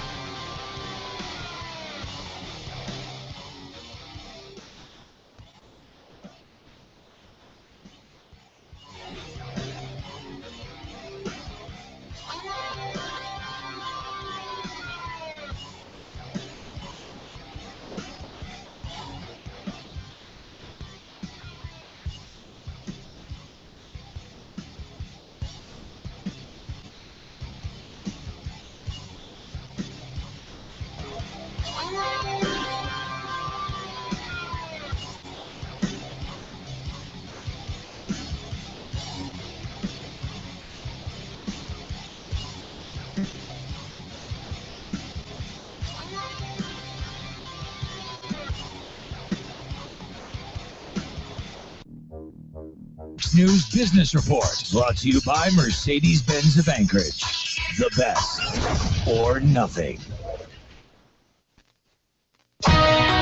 From the Fox Business Network, stocks remain higher as the S&P 500 set a new intraday high. At around 11 a.m. Eastern, the Dow Industrials are up 73 points, back above 17,000. Bank of America has reached a landmark $16.65 billion settlement with U.S. regulators over allegations it misled investors into buying troubled mortgage-backed securities. The country's second-largest bank will pay nearly $10 billion in a cash penalty and provide another $7 billion in consumer relief to struggling homeowners and communities. And sales of existing homes rose for the fourth straight month in July to their highest level in nearly a year. The National Association of Realtors says home sales climbed 2.4% to a seasonally adjusted annual rate of just over 5 million. And the index of leading economic indicators rose more than expected last month. That was up 0.9%. The index is, of course, an indicator of the economy's future health. With the Fox Business Report, I'm Jolene Kent. Attention men, are you urinating often, waking at night to urinate? We want to send you a free bottle of Super Beta Prostate, made with a natural ingredient that supports healthy urine flow, bladder emptying, and is shown to reduce waking at night from the urge to urinate. You can try Super Beta Prostate free, only pay shipping and handling. This free giveaway is available while supplies last. For details, just call 800-261-7894. That's 800-261-7894. Call 800-261-7894. With KOAN News, I'm Chuck White. 4 men were rescued from Concealoff River on Monday after their small boat sank. They clung to a bridge until help arrived. Officers said the 4 men were all visiting from out of state. Alaska is in a minority of states with a rising population of residents who were born locally, according to an online feature from the New York Times titled Where We Came From.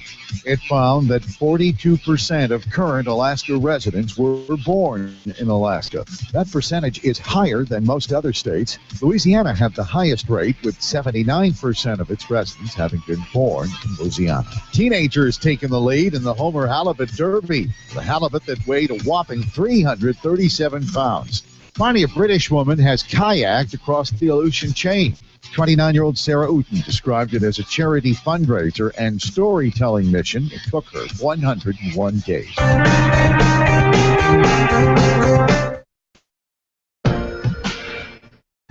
For today.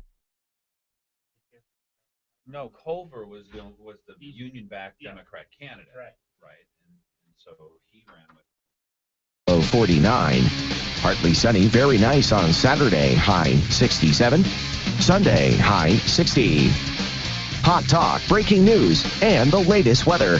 KOAN 95.1 FM and 1080 AM. Call 333-8000, 333-8000, 333-8000 for the Sisley's Pizza. Call 333-8000, 333-8000, 333-8000 Sisley's. It's that time of year again. It's back to school time at Sicily's. We know you're busy, especially when it's back to school time. So Sicily's created the back to school special. Buy any large pizza at the regular price, get an order of 10 chicken wings at half price. Let Sicily's do the cooking and driving while you check things off your back to school to-do list. Take a break. Order Sicily's back to school special. Just call 333-8000. That's 333-8000. Or order online at sicilyspizza.com. Best ingredients, best pizza, Sicily. Call 333-8000, 333-8000, call for Sisley's Pizza. Did you know that one of the state's premier medical facilities is located right in the heart of South Anchorage? Thanks to the Alaska Neurology Center, there's no need to leave Alaska anymore when it comes to treating the nervous system. You'll receive the best care at the Alaska Neurology Center for epilepsy, cerebral palsy, brain injuries, Alzheimer's, Parkinson's, Huntington's disease, multiple sclerosis, speech disorders, and they offer pain management as well. And if you're having trouble sleeping at night, the Alaska Neurology Center has the best sleep disorder experts in the state. They also have the most sophisticated MRI imaging technology in Alaska. If you need relief from stress or from migraines, relax in their luxurious spa. At the Alaska Neurology Center, their massage therapists are amazing. And they offer hydrotherapy, infrared sauna, hot and cold therapy, and shiatsu massage. And their medical spa also offers facials and waxing. The Alaska Neurology Center, located on Diamond and Old Seward. Glenn Biegel, you have beautiful teeth. Why, thank you, Dan Fagan. That's because my family and I have gone to Dr. Dan Kiley for years. I get scared at the dentist. Dr. Kiley knows people like you are afraid, so he creates a relaxed atmosphere at his office. People actually like going to the dentist for Dr. Kiley. I know it's important to have good dental health. And you look better with good teeth. And Dr. Kiley offers cosmetic dentistry along with general care. Visit Dr. Dan Kiley at lakeotisdental.com. Call him at 562-9209. You're on with Fagan and Biegel in the morning. Give him a call, 569-1080. You're on with Fagan and Biegel in the morning on the Talk of the Valley, KVNT.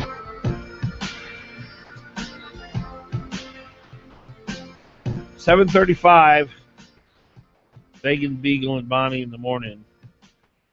You know, you want to get to your retirement years and be able to relax, not have to worry about money, and enjoy your time. It's a special time. And Mike Daniels and his team at Country Financial, that's what they do. You know, they are just experts at helping you make the right decisions that will get you to retirement worry-free. You work your whole life, you play by the rules, you save, you make sacrifices to have a nest egg. Well, Mike Daniels can really help you in that process. His team, well, he's got 13 locations in Alaska. Go see one of his country representatives, and they will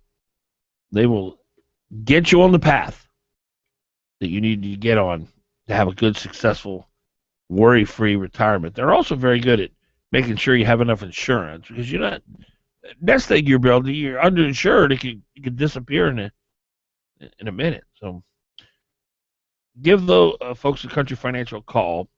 Their number 866-COUNTRY. 866-COUNTRY, and country is spelled COUNTRY. 7:37 is our time. Rebecca Logan sitting right here in the studio with us, Executive Director of the Alliance. Good morning to you. Good morning. Congratulations on a successful campaign, saving the economy of Alaska by defeating Prop 1. I logged onto my computer a little bit after 9 o'clock tonight. I purposely didn't want to watch the TV or radio. I just wanted to watch the election returns myself, and yes was ahead. Right. In my stomach, my heart was in my throat. It was I was so distraught. Yeah. And of course, we all know how it turned out, but How were you feeling at that point? That was pretty scary. I think I was in a room full of people who had worked hard on the campaign, and when those first returns came in, and the first ones we were down by about 600 votes, and the first reaction, of course, was everybody just went, "Oh my gosh." Yes. But then people realized where the returns were coming from, Yes. and we knew that we probably wouldn't win Fairbanks, Right. and so we saw that that's where the returns were coming from. So then it went from oh my gosh, to okay, if we come out of Fairbanks and we're only down 1 percentage point, we're going to be okay. I'm confused why Fairbanks, which is supposed to be a conservative area, why? You know, that there are a couple things. I think, yesterday I looked at every district and every precinct in the state to see which ones went for yes and which ones went for no. Yeah. And there was definitely a correlation between where we had candidates who were really vocal about vote on no on one. Yes. And that precinct voting no on one. So, up in Fairbanks, where Scout Kawasaki was actually part of the Vote Yes campaign, of course, his district was, 1,000 votes positive for the Vote Yes people. Right. And in fact, the only district that we won in Fairbanks was District 3, which is Tammy Wilson's district. And Tammy probably walked that district 3 times. Yeah. She won big up there. And that's the only district where Joe Miller beat Dan Sullivan. Yeah. And Joe was pretty vocal up there about vote no on one. So there was a correlation between candidates being vocal about it. I never picked up any enthusiasm from Miller on no. It was my opinion clearly I'm going to do it. It was never I never felt any passion from him on that issue. Frankly, he did a robocall for it. Did he? Up in Fairbanks, yeah. And every time he was very clear with me about it. So. Yeah. I don't understand how conservatives can vote yes. I just don't get it. You literally have to believe taxes play no role in investment decisions. I spent so much time in the last year traveling all around the state talking to different groups of people, in formal groups like Rotaries and things like that and chambers, and then just going to different employers talking to their employees. And, the overwhelming issue was an emotional one. It wasn't a business one. People just said... They're mad? Yeah, they're mad, and you always hear, we just don't trust the oil companies, and so a big part of our message was quit focusing on the oil companies and focus on your neighbor, right? Because 110,000 jobs in this state rely on a healthy oil industry. Rebecca, why are people so skeptical of oil companies? I don't know. There's just that kind of natural. Is it Bill Allen? Well, I think that's a part of it. Sarah Palin? No, she came in. She called me a corrupt bastard. Well, she called all of us. Were you shocked at that, by the way? Did you take that personally as I did? No, because she's kind of drama. That's what she does. She's a drama queen? To get attention is to vilify people. Yeah. Hey, I'm looking for, and Rebecca Logan's in here. She's with the Alliance. And you had basically the largest private sector group in our state. Mm-hmm. I mean, basically, your job is to help make sure that the oil industry is well supplied with people who can do the critical jobs, up on the North Slope and across the state of Alaska. I'm looking for people to win over 52-48 or 50, wherever we're going to end up. We'll probably end up at 54-46 once all the returns come in. Yeah.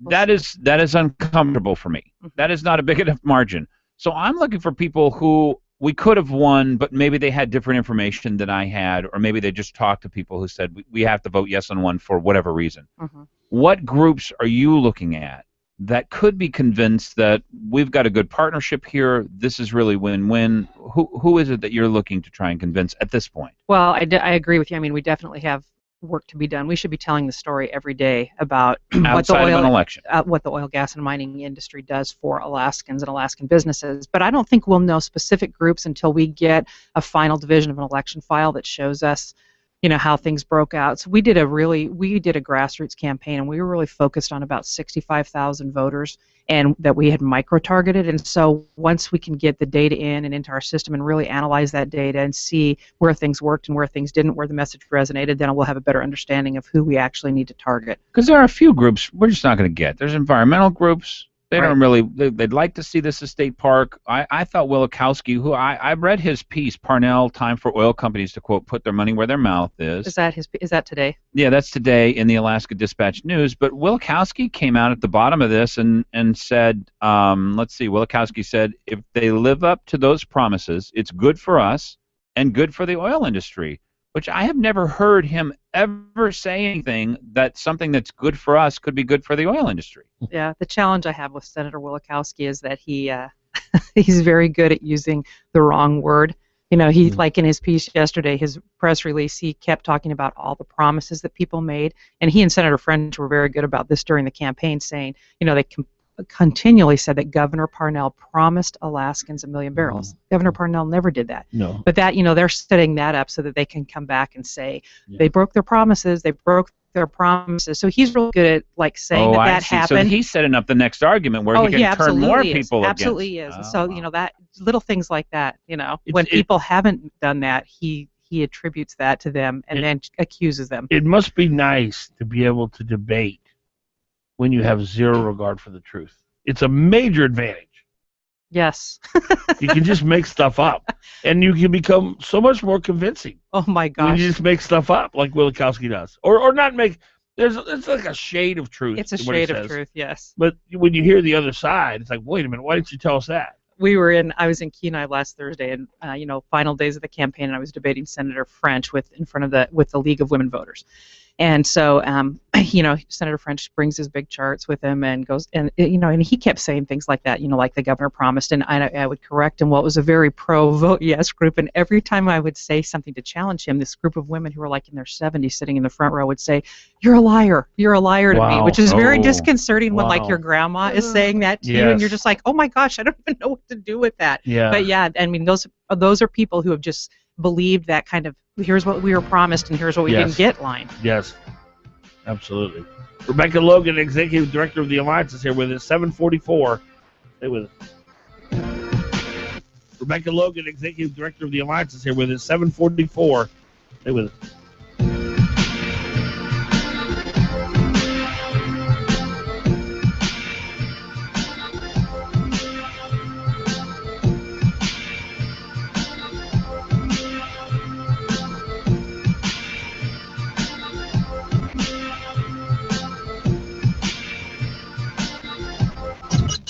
Fagan and Biegel on Hot Talk KOAN and online at 1080KOAN.com.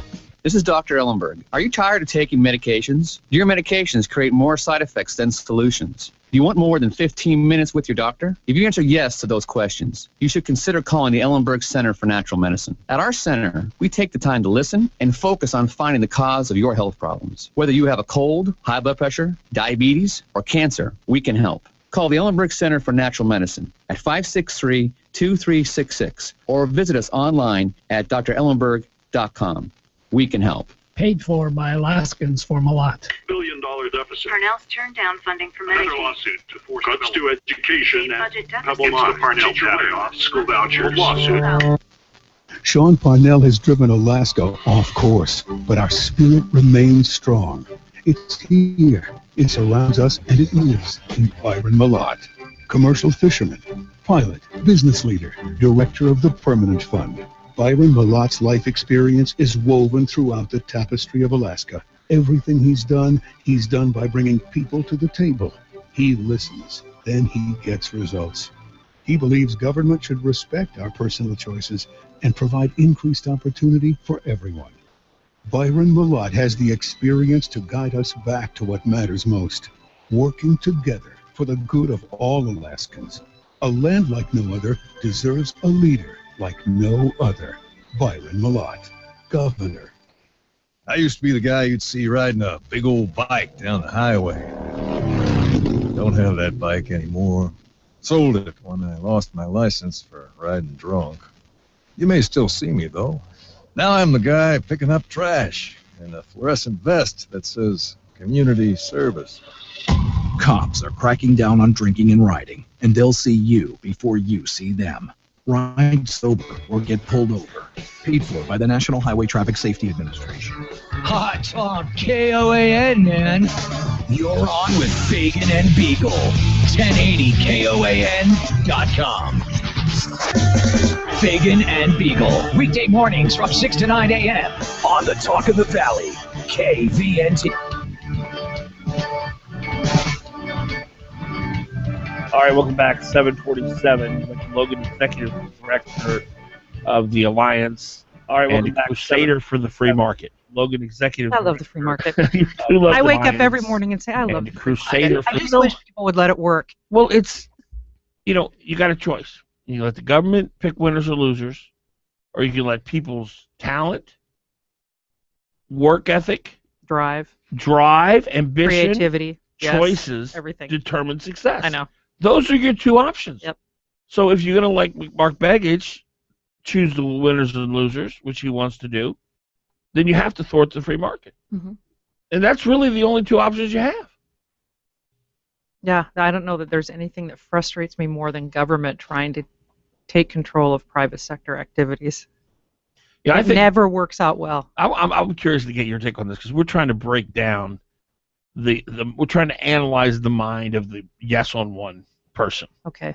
And I'll tell you real quick my theory. There's basically four groups.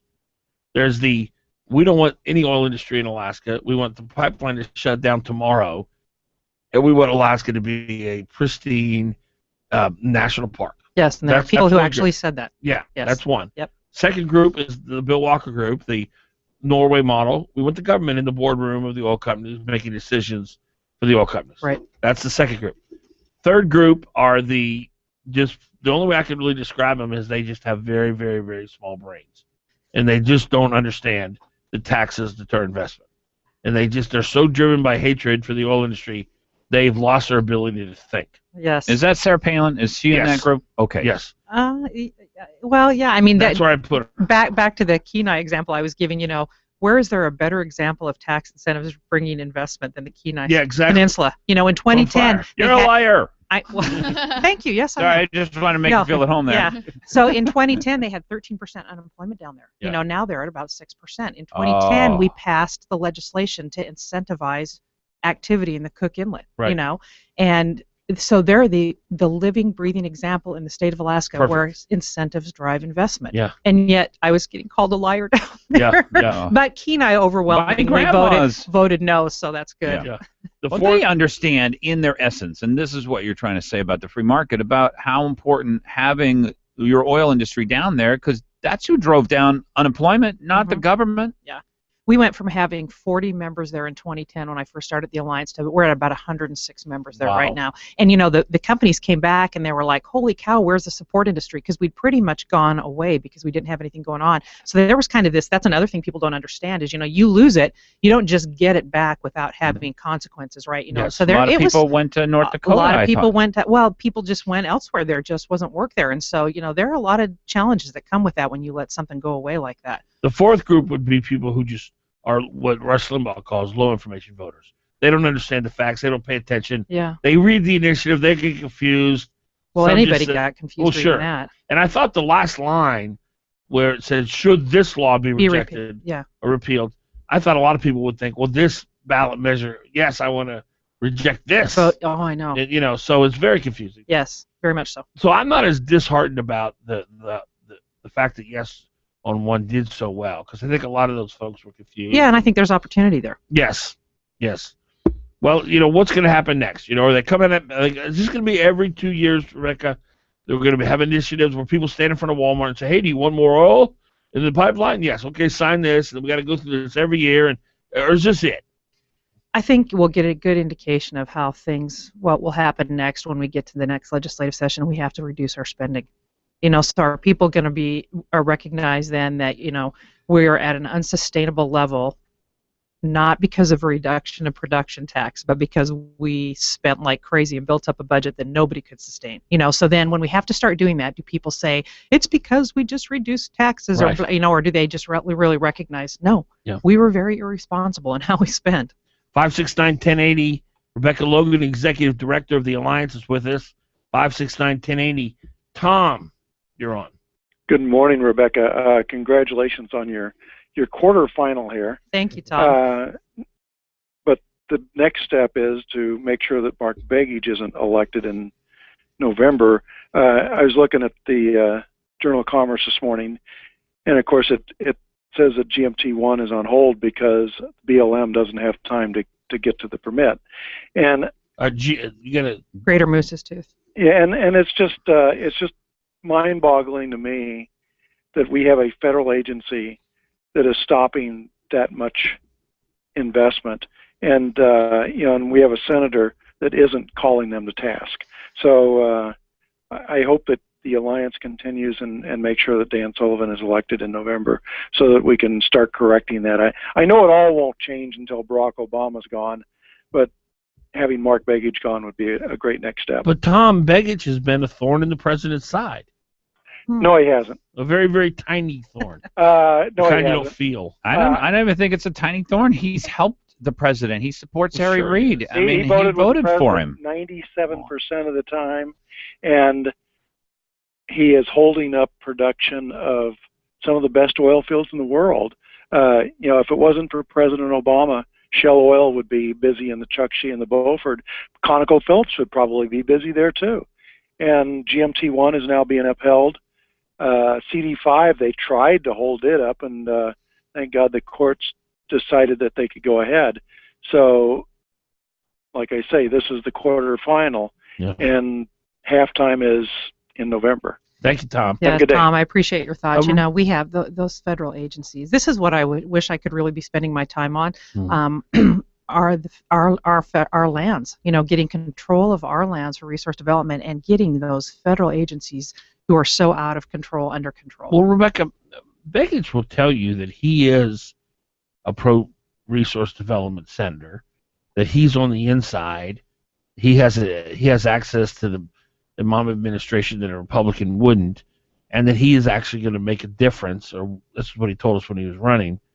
But what's the verdict on that? Has he made a difference? Is he really pro-resource development like he claims? I think the alliance doesn't endorse any candidates. Right. So I want to make that very clear. But I think what people have to ask themselves in regard to that question is, where's the beef? Where's the proof? And I think that's the question we'll have to ask ourselves during this election. Are we better off now with regards to resource development than we were in 2008? I would say no, absolutely not. And wherever you want to direct that blame, but we're so worse off. I mean, the EPA is making all of their precedent-setting decisions about how they're going to control resource development in the state of Alaska. That is so frustrating to me. And so we're not in a good place. And I would say that we're in a worse place. And so is it the agencies? Is it our representation? I don't know. People will have to answer that question, but we're not better off. With Begich on the inside, the Interior Secretary took half of NPRA Alaska off limits to drilling. Yeah. That's Begich on the inside. What was he? Was he sick that day? I think we have a president who is an environmentalist, right? Oh, and no so doubt. he's and it's his whatever he wants done. And we already know that he's doesn't have a high regard for the law, right? He's just going to do things that he wants to do. It's not a concern of his. And so I think that's what drives everything. And so the Republicans might take back the Senate in 2014, but until we have a president who actually respects resource development, I think that's the. But course we're on. let's look at that for a minute, because this is what I don't hear anybody saying. I think we're on the brink of incredible prosperity, because there are some major hurdles here, but you get a new president, Republicans control the House and the Senate. The new president guts the EPA. I mean, I'm talking about a conservative president. I'm not talking about a Mitt Romney or a Gerald Ford or Bob Dole. I'm talking about a Ronald Reagan guy. Right. Or gal. What would that mean to Alaska's resource development if we had a lawful EPA, a lawful president? Clearly, we get ANWR open. Offshore be back on the table. The mining at Pebble be back online. What would that mean to Alaska? Yeah, I agree with you. I'm so excited. I mean, I felt so excited when the referendum failed. I just thought, oh my gosh, here it comes. Yes. Here's the first door to open. We have such an opportunity here. Yes. And I want my kids to stay here. Yes. I love Alaska and I want them to stay here. And so I was so excited. So now the next step is that, right? And it doesn't happen overnight. We have to elect the right people. We have to elect the right people to the Senate. We have to get a new president. And then we have to be very vigilant in our grassroots efforts against these agencies. We have to constantly fight that. But I am excited. I think this is truly the land of opportunity. Well, we were committing suicide with ACES. Mm-hmm. We missed out on the oil boom that the rest of North America enjoyed. Sarah Palin tried her best to bring her brand of economic policy to the state, but it was rejected. Yeah. She can't hurt us anymore. She's been discredited. I agree. We're on our way. I think so. That's pretty exciting. Yeah, I think so. What kind of proof should we be looking for from Begich? You mentioned that we're talking to Rebecca Logan with the Alliance, by the way. That he goes off and he says, "I'm going to," as Dan said, "I'm going to be on the inside. I'm going to." Should he have changed people's minds? And what would, because when he didn't even get directional drilling into the half of the MPRA that got shut out, that they won't even allow us to directionally drill, meaning there's no footprint whatsoever on those oil lands. That was an indication to me that he hadn't had any effect on the environmentalists, extremists that are saying, because if you're an environmentalist, wouldn't you want people to develop Alaska? Well, that argument never seems to work with people, but yes, you would want them to do that. But, I think, he's one senator, and so what we thought would be that because he was part of the majority, that would be helpful. But when you're part of a majority that hates resource development, it doesn't matter. It's not helpful. Rebecca Logan, you deserve a lot of the credit for defeating Prop 1. I'm so glad you're on the front lines for us. You saved our state, you along with other people, but you were a big player in it. Rebecca Logan, Executive Director of the Alliance, thank you so much. Thanks for having me. It's good to be here. 758.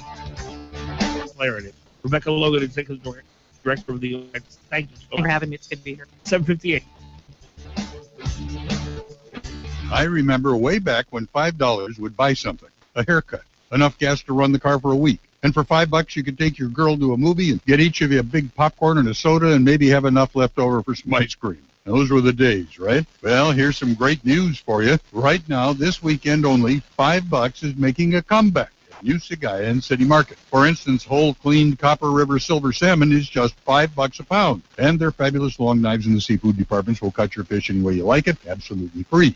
How about Harris Ranch hamburgers? For $5, you get a package of 3 Harris Ranch burgers ready to slap on the grill. Each of the burgers is 1/3 of a pound, so that's a great deal as well. And how about this? If you can scrounge up another $5, you can get 2 of those big, extra-large avocados. So big, they're practically a meal all by themselves. Fresh in the produce departments in New Sagaya and City Market, good deal. $5 is making a comeback this weekend only. New Sagaya, Midtown, and City Market, 13th and 9. You're listening to Hot Talk, KOAN, Anchorage, AM 1080, and retranslated on 95.1 FM on K236CG, Anchorage. Fox News Radio, I'm Lisa Brady. 2 American Ebola patients are out of the hospital. The medical staff here at Emory is confident that the discharge from the hospital of both of these patients poses no public health threat. The infectious disease chief at the Atlanta hospital, where it's emotional for the doctor just discharged. Fox News Radio's Evan Brown with more live. Lisa, Dr. Kent Brantley was working with missionary group Samaritan's Purse in Liberia, trying to contain the Ebola outbreak when he got sick himself. Today, he's recovered and going home from the Atlanta hospital that kept him in a special isolation unit. Today is a miraculous day. I'm thrilled to be alive, to be well, and to be reunited with my family. Another missionary, Nancy Wright-Bull, was also being treated at the same hospital. We learned today she was discharged earlier in the week with a clean bill of health. Lisa? Evan, a new school voucher program ruled unconstitutional in North Carolina by a county judge who says taxpayer money should not be used for tuition to private or religious schools. An appeal is planned. A high-tech hunt underway for the ISIS militant who beheaded an American journalist. Fox News Radio's Rachel Sutherland live in Washington. Lisa, there's a federal open criminal investigation into the brutal videotaped execution of James Foley. Attorney General Eric Holder says the perpetrators will be held accountable one way or the other. We have long memories, and our reach is very wide. Holder says ISIS purposely targeted Foley. He was a journalist, and he was a symbol of what's right about the United States. The DOJ will use the same controversial law enforcement model that was followed for the Benghazi attacks. Lisa? Rachel, Hamas vows to make Israel pay for a Gaza airstrike that took out 3 top Hamas commanders. One website linked to Hamas security services says the group later killed 3 suspected informers. You're listening to Fox News Radio, fair and balanced. Did you know by age 50, half of all men have an enlarged prostate? This means more urges to urinate, longer bathroom trips, waking at night to urinate, or issues with intimacy. If this sounds familiar, call us now, because we're shipping free bottles of Super Beta Prostate to listeners of this station. Super Beta Prostate is a non-prescription formula guaranteed to reduce the symptoms of your enlarged prostate. It's yours free. Pay only shipping and handling. Just call 1-800-739-8212. In clinical trials, the ingredient in Super Beta Prostate was shown to reduce urges to urinate, improve bladder emptying, reduce waking at night to urinate, and improve quality of life. This Super Beta Prostate free offer is for listeners of this station, but it won't last. Don't wait. Just call 1-800-739-8212. That's 1-800-739-8212. Call 1-800-739-8212. So it's already mid-August, and that means your gardening is about over, right? Well, not so much. This is actually the time to save money and begin planting those things that will need a good start to be beautiful next year. For instance, all of Bell's beautiful bare root trees and shrubs are 50% off this weekend. Lots of perennials at 50% off, too. Plant them all now. They'll look wonderful next year. Also for your yard and gardens, all the garden furniture and lawn ornaments and garden art and neat stuff for your yard is reduced by 30% at Bell's this week. Oh, you can save big this weekend at Bell's. In Bell's Big Gift Shop on Specking Road, you'll find all of Bell's beautiful linens, like towels and tablecloths and placemats and more, all of them on sale right now at 30% off. Really high quality linens. You never find them at prices like these. This weekend only at Bell's on Specking Road. Really, you should come and take a look. Bell's Nurseries and Gifts on Specking Road and Bell's Nursery on Cranberry Road. Big things happening at Bell's. Hi, this is Jonathan Martin at Harrington & Company. Sellers, if you are going to sell your home, now may very well be the best time. The current interest rates are still very low in comparison to previous loan rates. Now is the time to take advantage of this uncommon phenomenon. We will look back at this period as a golden opportunity to buy or sell. Homeowners planning to sell should call us at 244-0821. Yeah. So anyway, so my photographer, and I used to work with the same one. We did this 13 different times. I counseled on the 14th try. When I grew up, I want to be a pro basketball player. But I was not I going want to school teacher. No way I was going to It got to the point where, I remember that. Or maybe a veterinarian. A mom, a doctor, and president of the United States. Maybe an astronaut. But if I would just take 10 minutes and read the book, I gymnast. could have knocked it out. And that's why I never woke up. We know some dreams take a little longer to achieve, which is why your local Country Financial representative offers helpful advice on everything, from auto and home insurance to financial planning, education to retirement, and business insurance too, so that you can continue to grow and dream. Or maybe an accountant, like my dad. For more information, visit countryfinancial.com or call 1-866-COUNTRY. Country Financial. Grow your own way. Glenn, every once in a while you find a hidden gem right here in Anchorage. You're talking about the Snow Leopard Boutique. I am. Owner Eileen Bear has an amazing eye for beauty. For decorating ideas, it doesn't get any better than Snow Leopard Boutique. They have 2,400 square feet of everything you need to beautify yourself and your home. Glenn, I noticed a calming atmosphere the moment I walked in. Dan, how about those chocolate truffles? Yeah, and you can wash them down with a free latte. The Snow Leopard Boutique. At the corner of Tudor and Old Sword. Hot Talk KOAN. You're on with AM KVNT. Fagan, Biegel. Weekdays 6 to 9 a.m. The Talk of the Valley. 6 minutes past 8 o'clock on a Thursday morning. You know, I don't know about you, but when I go and I'm going to spend a lot of money, I'm going to spend any money, really. I want to deal with somebody who knows what they're talking about. And over at Payless Car Sales, Ali Sheik and his team, they all have been in the automobile industry for multiple years. They know their inventory. They know everything there is to know. And you have a question about what kind of brakes, what kind of transmission, whatever. They're going to answer it for you, and you're going to leave Ali Sheik at Payless Car Sales an informed customer. You may not buy, but you will have been treated with respect, and you will become a very knowledgeable person about what's available out there in the used car lot market. Payless Car Sales is now the second largest used car dealership in Alaska. They are the fastest growing one in Anchorage, and there's a reason for that. Ali Sheik understands that if you treat your customer with respect, you don't pressure them, and you answer their questions, people will come back to you. And that's how he's built his business. And it's an amazing example of success at Payless Car Sales They're over on East 5th Avenue, 919 East 5th Avenue. Google Payless Car Sales, and you'll be able to find the place. Again, 919 East 5th Avenue. Ali Sheik, ask for him, tell him Glenn and I sent you, and he will hook you up. 807 is the time, our number, 569-1080, 569-1080. Glenn is going to give us a lesson about women. He's going to teach us about women. I have determined something that I know for certain. Women are somewhat mysterious. That's true. I don't think I can dispute that. And a little hard to read at times.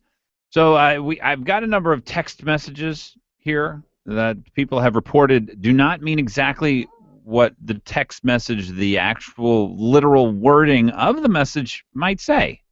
And I thought it would be helpful for people to know this. If you use the word fine in a text message. And these are women to men. These are women come on. texting Hold on a minute. to a man the word fine. Hold on a minute. Uh-huh. Who doesn't know when a woman says the word fine, it means you better not, or you're never going to have sex again for whatever. It just means not fine. No. Yeah. When a woman says fine, do the opposite. Fine means not fine. So we've got that. This is the way this Honey, can I play golf tomorrow? Fine. If you show up at that golf course, you are done. Dead All you would have had to say is, do we have plans? Or can I go play golf? You ask first. That's not hard. Women I've ever met. That's not the way that. And, most of my male friends are married, and it's like pulling teeth to get them to get a free pass. Well, and the problem is, here's the thing: my friends love golf more than they love their wives. Well, there's their first problem. There's a problem. Actually, it's probably your 100th problem. The wives know this, and so they begin to resent golf. That is very natural. And I don't understand why the wives just can't understand that, they're wonderful, they're nice, but they're not golf. They're not as good as golf. And I think that they should just come to that realization and accept it. Well, and I hope you're not going to look to me for any answers, because I'm not your typical wife, first of all, and my husband is not the typical husband. So well, what does that mean don't about ask your husband? me. You're typical. He's a homebody. I don't have typical. No. I don't. I am not. I would probably really anger some women, because I do love to be at home, and I do love to cook and clean, and I love to take care of my family and be with my kids all day long. And argue with Dan Fagan. But that is typical. That is typical. Yeah, that is. No, I don't think so. I think there's a lot of women out there who, it's a, honey, can you fix some dinner? Well, get it yourself. You've got arms and legs. I think there's a lot of women out there like that. Oh, I don't think so. Well, they're not married, and they're not them. going to be married for very long. You're anti-women. That's what people would say. I think most women are very nurturing, but my problem with women, one of them, is that they're controlling, and they don't allow you to go golf. One of them. Well, the problem though becomes, as you pointed out, they actually do love golf more than the woman. Yeah. There's their problem. Which is understandable. Oh my word. It's understandable. It's just not productive for a relationship. But see, my husband is a homebody. He likes to stay at home. He likes to. So be your with his family. husband, yes, is not. But you know what? I think that's probably because you created an environment for him that is one in which he wants to be a part of. Mm-hmm. A lot of women are very critical of their husbands. I cringe when I hear women, especially in public, speak down to their husbands or criticize their husbands. I just cringe when I hear that. And I hear the same thing from men sometimes. Who maybe they'll make a comment about their wife's intelligence or something in a negative way. That's just so awful. And I don't think they, and look, I was married 12 minutes, so I don't know what I'm talking about. But I do know this, that the relationship between a man and a woman in marriage, in the covenant of marriage, is unlike any relationship you'll ever experience in life. And when you are a man and you have completely ripped open your heart to your wife and allowed her to into places that no one else would ever go, you are so vulnerable to her. And when she says, anything negative, it is so much more, it just really has a much more power because you've opened that position of your heart. It's the same for a woman with a man. If a woman, of course, women just always, this is what women are really good at. They just open themselves up, and they're open book. For men, it's tougher because we're a lot more afraid than women are. Women, I think, are much more courageous than men. But we will not open up our hearts. But when we do, and women take advantage of that by saying negative things. I'm telling you, you can transform your spouse. You can literally, completely and totally transform who your spouse is by sincerely and honestly praising them. I would agree with that. In fact, a few years ago, our marriage changed when my attitude changed.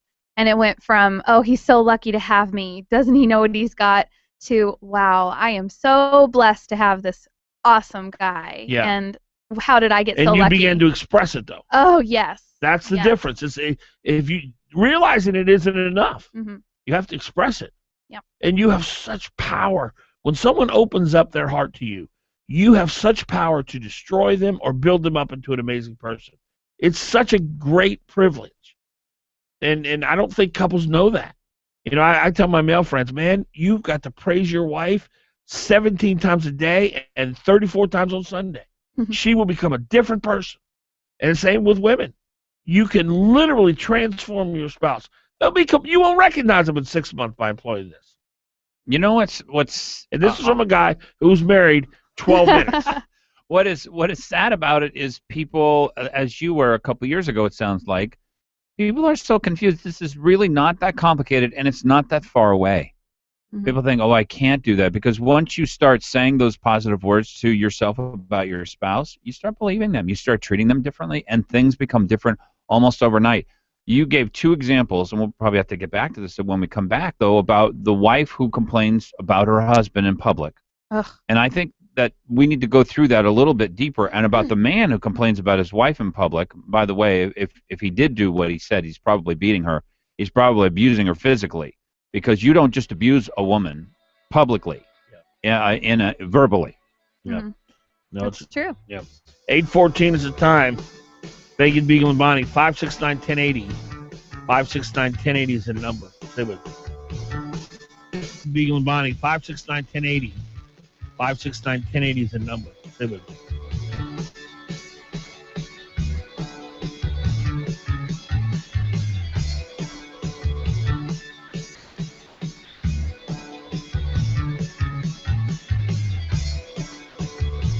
Don't just sit there. Give them a call. 569-1080. Join the conversation. KOAN. I like my breakfast like I like my rock. Soft. So I eat Belvita soft baked breakfast biscuits. A tasty breakfast option for nutritious morning energy. It's just what I want before writing a flute solo that will softly rock every dentist's office around. Try Belvita soft baked in oats and chocolate, cinnamon, mixed berry, and banana bread. Belvita, morning win. Who was the last Alaska governor to see 16,000 new jobs created on his watch? Was it Wally Hickel, Jay Hammond, Bill Egan? The last governor to see 16,000 new jobs is our current governor, Sean Parnell. Alaska is in the middle of a jobs boom. Since Sean Parnell took office, the Alaska economy has produced some 16,000 new jobs. And you can bet there are more jobs coming. Listen to Jim Huffman, president of a trucking company in Fairbanks. This year we are buying new trucks, hiring new people. I could put 20 truck drivers to work tomorrow if we could find them. I give the credit to Governor Parnell. Alaska's economy is back on track. 16,000 new Alaska jobs since Sean Parnell became our governor. That's why Parnell 2014, Box 100719, Anchorage, paid for this message. I'm Scott McMurrin, and when it comes to travel in Alaska, I've talked the talk and walked the walk for more than 25 years. I also wrote the book on Alaska travel, so now you can see and save on more of Alaska than ever before. For the top 2-for-1 offers in Alaska, get your Tour Saver now at Cars Safeway or go to toursaver.com. So get cracking, because these Tour Savers sell out fast. You're on with Fagan and Biegel in the morning. Give them a call, 569. Rated Media. You're on with Fagan and Biegel in the morning on the Talk of the Valley, KVNT 92.5 FM, 1028.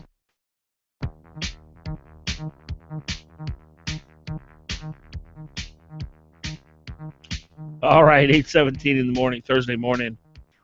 Good morning to you, Fagan, Biegel, and Bonnie. Did you sleep well last night? Well, you know, you don't have to go through your days groggy and tired.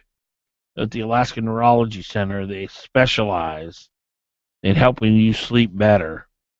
There's a science to this now. You know, the technology is so sophisticated these days when it comes to helping people sleep at night. And well, look, research has shown over and over and over again that you really rob yourself of a quality of life if you cannot sleep at night. You're not as alert and you're not as nice, and you're groggy. Your memory's not as good. Go see the folks at the Alaska Neurology Center. It's a premier medical facility right here in South Anchorage on Diamond and the Old Sword Highway, where they will help you sleep better at night. Of course, they also are the premier medical facility when it comes to any type of neurological disorder. They will treat anything along those lines. Give them a call, 569-6000, 569-6000. You need a better night's sleep. It's one phone call away. Alaska Neurology Center, 565-9000. All right, 8:18 is the time. There's Glenn Biegel right over there. Bonnie Cameron sitting right over there. Our number 569. What is our number here? 569 1080. 1080. 569. And we move on the FM dial. If people have not found us, if you're on really, AM, if that's the only place you can find us 95.1 now. There you go. There you go. It's very important people realize that something dramatic just happened. We're on 4 signals. Yes. So you might be flipping back and forth between channels, but we're on 1080 AM here in town and 95.5 or 95.1. And our signal has improved drastically, right, the FM, and it will continue to improve. Of our move. Yeah, and then on 1020 and 92.5 out in the valley. 92.5, yes, that's right. Mm-hmm. So we're talking about women and men and marriage and all that stuff, and you found some information about what women really mean. A little shorthand for the texting Yeah. Conversation. We've already covered fine. That's women use this word when they want to end an argument. They think they are right anyway, but they're tired of contradicting you. Or Bonnie's way of ending an argument is, I'm not going to answer that question. That's a moot point. That's a moot point. Let's see. No problem. This one is called a dangerous affirmation. She probably has repeatedly told you something and you never reacted or supported her. Not necessarily a very warm comment. So no problem. Say, hey, honey, I didn't get to take the trash out. Is that okay? Yeah. She says no problem. It's a problem. It's a problem. So basically everything that's on there is just, it means the opposite. Right. Well, this one in particular, go ahead. Yeah, that's my favorite one. Yeah. Go ahead. Go ahead. That means don't go ahead. Yeah. This is a challenge. What is wrong with not you people? Permission. Why can't you just speak I'm not a plain? big texter, so No, but seriously, what is really wrong with you people? Why don't you just talk to us like normal? And if you want something, say it. Why If can't you don't read want our minds? Go ahead, try. Okay. All right. You're right. I'm sorry. No, we were having a conversation. Apologize. I just listened to your husband. I guess he checks in. I don't know if checks in on you is the right word to use. And another woman said, well, that's creepy, or there's a problem. Yeah, with my friend gets really annoyed when she's with me and my husband texts or calls and says what's going on, and she's like, he's so annoying, and does he not trust you? And I said, no, he's just worried about me. And, You need to dump that friend. No. No, I'm serious. But then I have friends who are jealous too about it too. You know, need to dump that friend. They said, I wish my husband would do that. You need to dump that friend.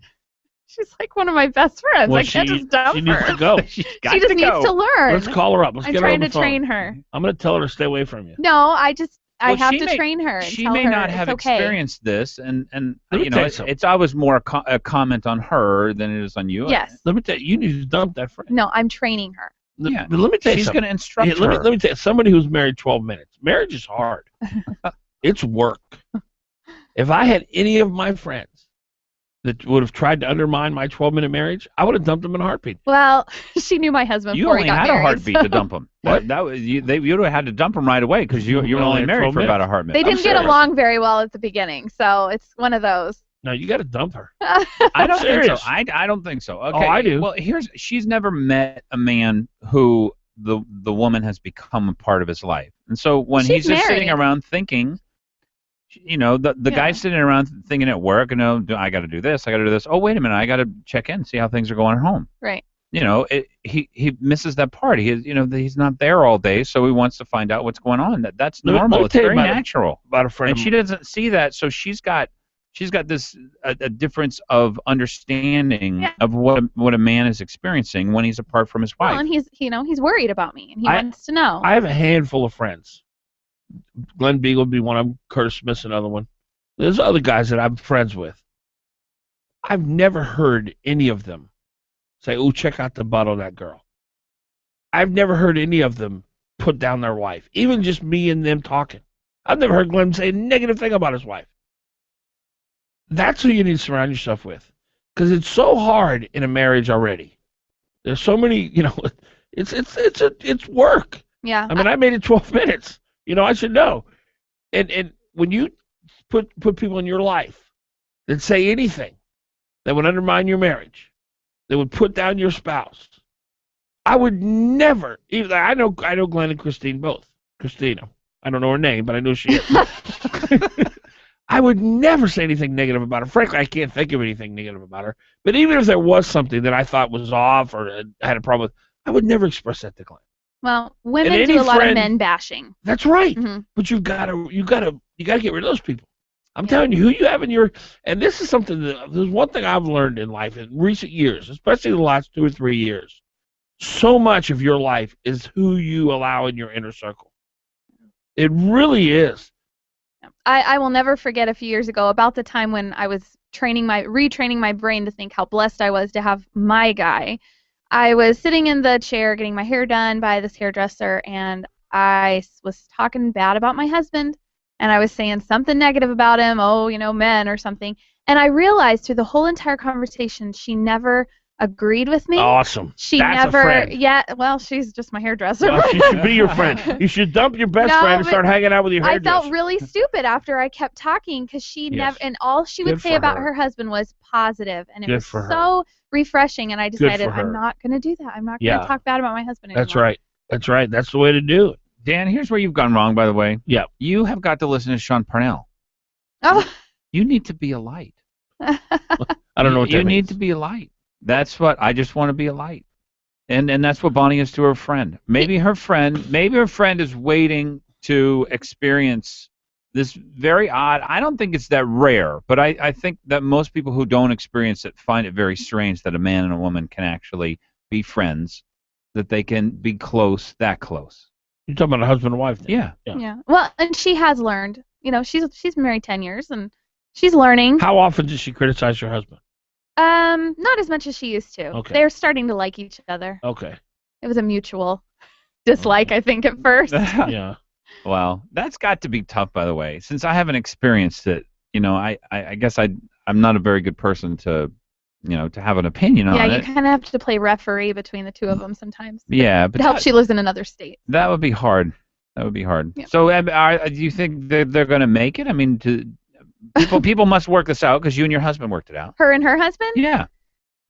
Yeah, they've come to a mutual agreement, I think. Okay. And he that doesn't knows sound her. very warm. He knew her before they got married. You're talking about her husband. Yes, her husband knew her and knew the way she was, and he married her for it anyway.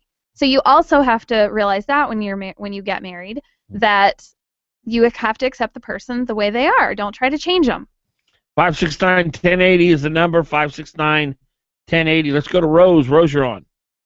Hey, I just discovered your show and I'm really enjoying it. Good, thank you, Rose. Dan, you probably don't remember me. I called maybe a couple of years ago and talked to you about the relationship that I had with my husband. And he was the one that taught me to that we needed to not think of who is right and who is wrong, but what is right and what is wrong. And when you asked me to marry him, I asked him to put God first before me, before anything else. And that I knew that if he did that he would always love me. And one of the commitments that he made to himself was that he was going to make me laugh every day. He has never failed. He's going to make you first every day? Laugh.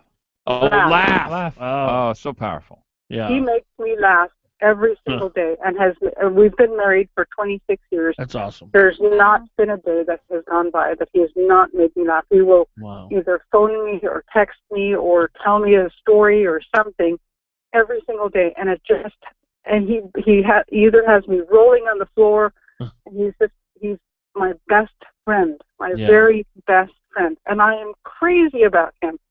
And he has told me on many occasions that because of the way that I love him, he feels like he can accomplish anything because he knows that I believe in him completely, that I support him completely. And one of the things that we have in our relationship is that he makes the last decision. He will consult me on what I think or feel, and he makes the last decision, and I submit to him. And I don't, Did you trust him? Absolutely, 100%. How often, by the way, Rose, does that come into play? Is it an everyday thing where he's making a decision by consulting you, or is it a once-a-year thing, or is it only occurred maybe a handful of times in your married life? It comes down to like serious matters, it's basically it comes down to him, and it doesn't happen all the time. It's not a daily thing. But, it's just an occasional thing. Occasionally, it will just come down. Somebody's got to make a decision. Rose. Exactly, and I don't have any ego about it. Rose, we're not complicated. Those of us who are men, we just want someone to believe in us, someone we love, that we open our hearts to. We just want them to believe in us, and exactly, that's exactly it. And to have confidence in us and to trust us. And that's all. I mean, it's really pretty simple. And when women criticize their men, it just completely undercuts and undermines their confidence, and it's devastating. You're absolutely right. And I've never complained about him once. Thank you, Rose.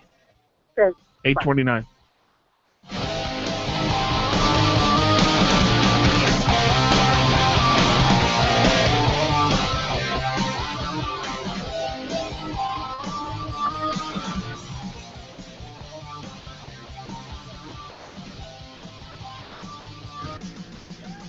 You're on with Fagan and Biegel. Give them a call. 569-1080.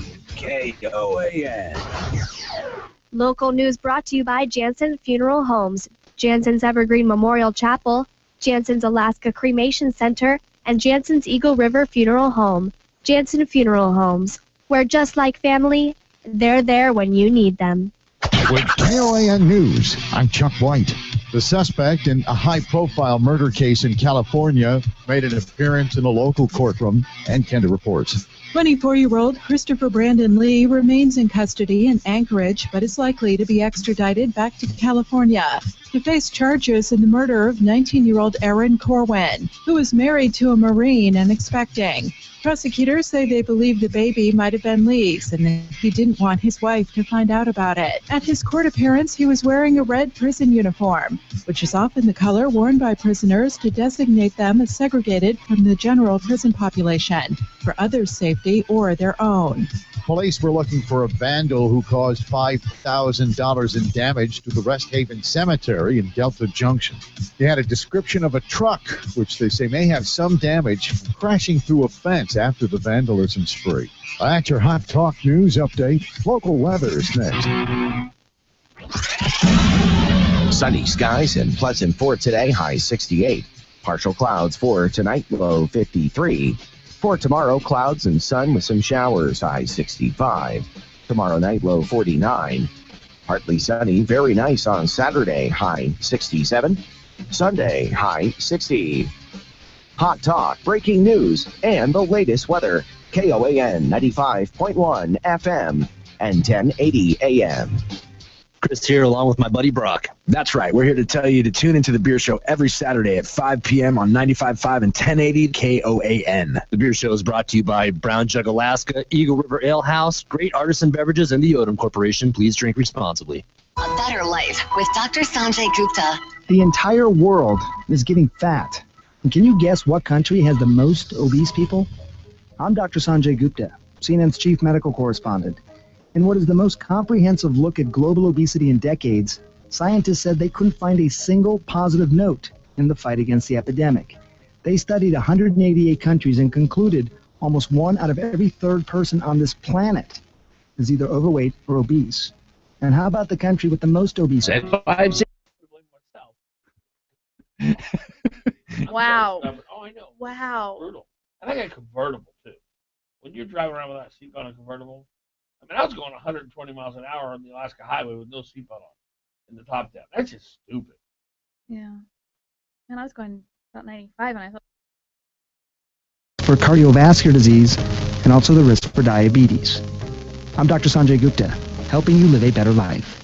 The Lumber Liquidators Fall Flooring Kickoff Sale is on with over 250 of the latest styles all on sale now. Get Black Forest Oak Laminate for a crazy 39 cents a square foot. Beautiful and durable bamboo for just $159. Classic pre-finished gunstock oak hardwood for $149. All gorgeous Bellawood pre-finished hardwood is on sale. Plus get special 24-month financing. Go to lumberliquidators.com today to find the store nearest you. Hurry, this sale ends Tuesday the 2nd. The fall flooring season is here. Why aren't you? Many allergy sufferers believe the myth that all OTC allergy medicines work the same. The fact is, Nasacort Allergy 24-hour nasal spray works differently and comes with a satisfaction guarantee. Unlike antihistamines that target only one of the body's chemical responses to allergens, Nasacort stops more to relieve your worst nasal allergy symptoms. And if you're not satisfied with your relief, Nasacort will give you your money back guaranteed. Learn more at nasacort.com. Use as directed. May take up to 1 week of daily use to feel the most symptom relief. Did you know that one of the state's premier medical facilities is located right in the heart of South Anchorage? Thanks to the Alaska Neurology Center, there's no need to leave Alaska anymore when it comes to treating the nervous system. You'll receive the best care at the Alaska Neurology Center for epilepsy, cerebral palsy, brain injuries, Alzheimer's, Parkinson's, Huntington's disease, multiple sclerosis, speech disorders, and they offer pain management as well.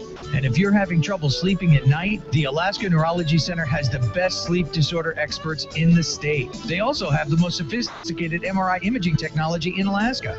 If you need relief from stress or from migraines, relax in their luxurious spa. At the Alaska Neurology Center, their massage therapists are amazing. And they offer hydrotherapy, infrared sauna, hot and cold therapy, and shiatsu massage. And their medical spa also offers facials and waxing. The Alaska Neurology Center, located on Diamond and Old Seward.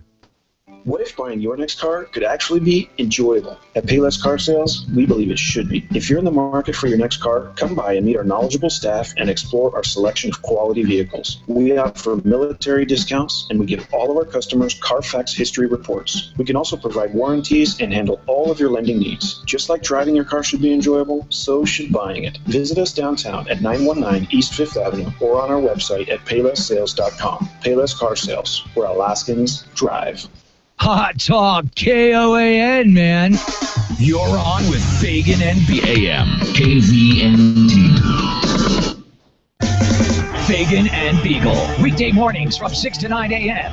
on the Talk of the Valley, KVNT. All right, welcome back. 25 ahead of 9 o'clock. Dan Fagan, Glenn Biegel, Bonnie Cameron on the radio. We're coming to you in Anchorage on 95.1. which is the new signal today, and it is more powerful. Also 1080 AM. And then out in the valley, we're on 92.5 FM and 1020 AM. Our number 569-1080. 569-1080. Robert, you're on.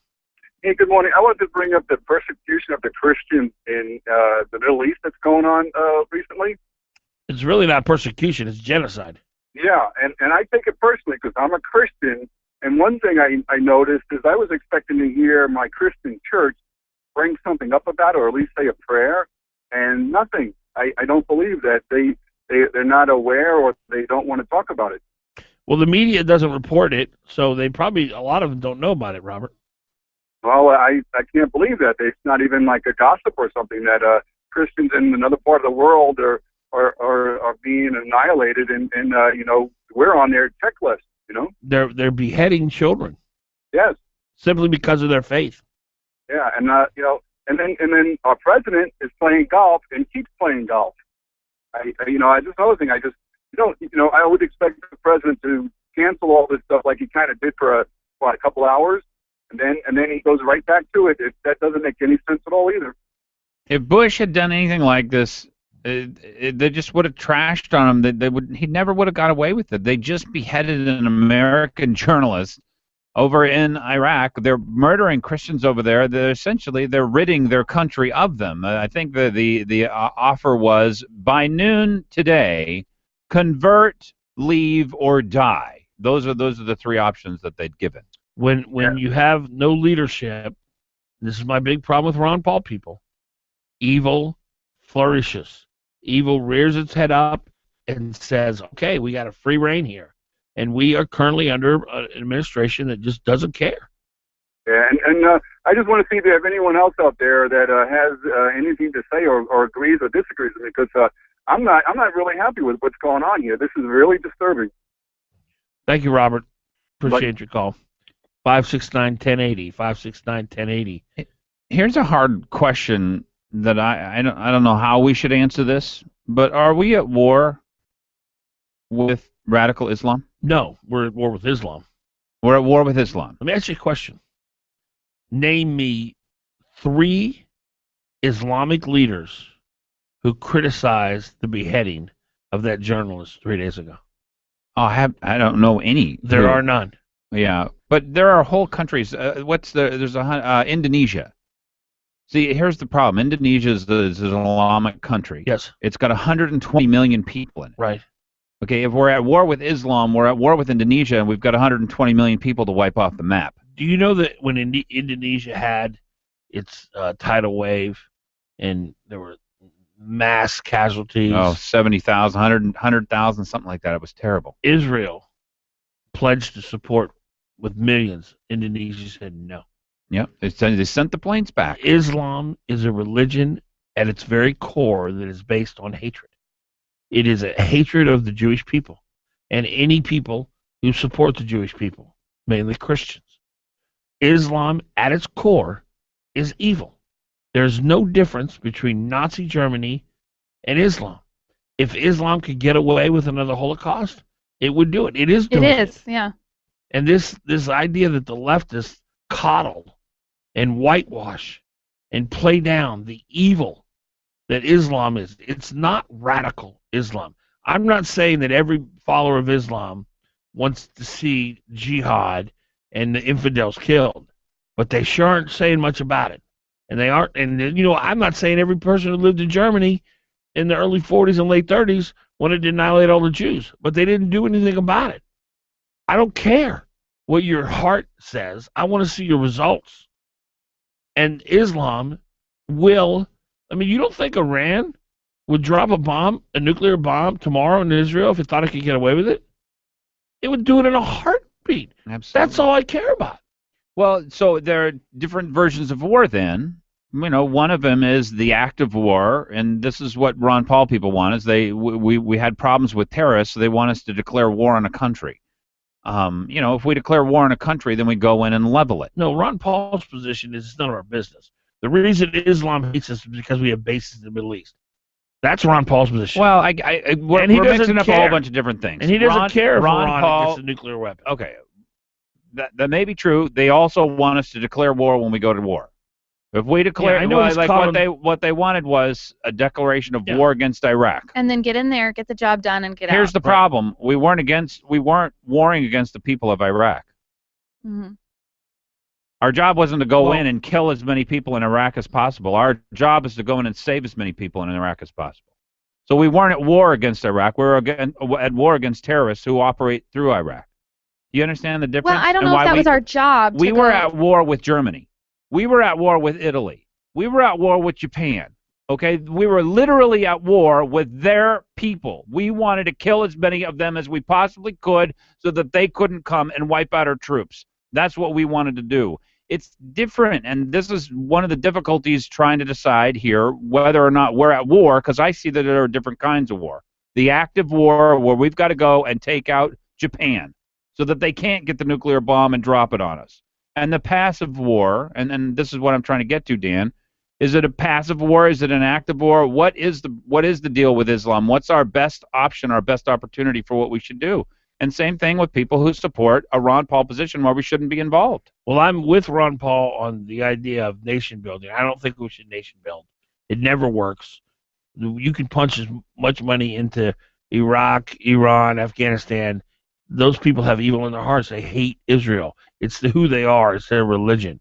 And to say we're going to build them roads and highways and schools, they're going to go back to wanting to kill Jews. And also, I would add to that, I don't believe that we should be going in and trying to force democracy on people either. I agree. Because it's just not going to work. Look, if you are a person who's been taught from the age of 3 that your job on this planet is to kill the infidels, then you don't shake that by building somebody's new school, because you're going to go back and teach the same thing. So I'm with Ron Paul on that. Where I lose him is the idea that we withdraw all our troops. The reason that Muslims hate us is because we have bases over there. That's just not true.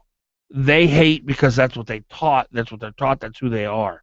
It's like the complete opposite of Christianity. They'll know us by our love. They'll know us by our hate in Islam. How badly do you hate the infidels? That's how good of a Muslim you are. We're going to bathe you in blood. Yes. That was the latest statements. Well, here is the question that I've got as far as what Americans, because Ron Paul's all about protecting Americans. Right.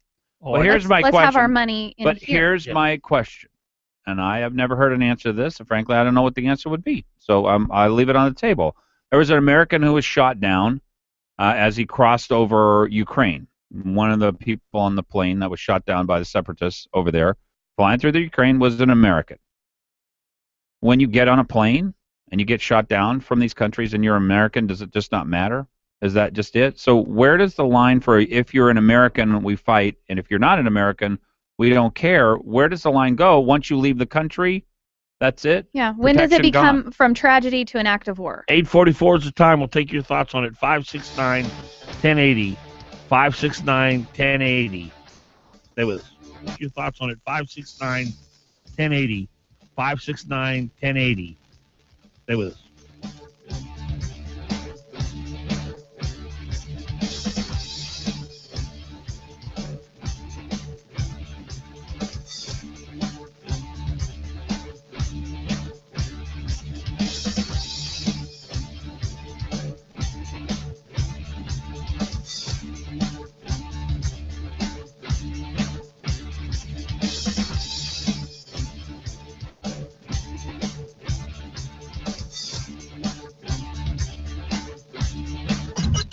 Fagan and Biegel on Hot Talk KOAN and online at 1080KOAN.com.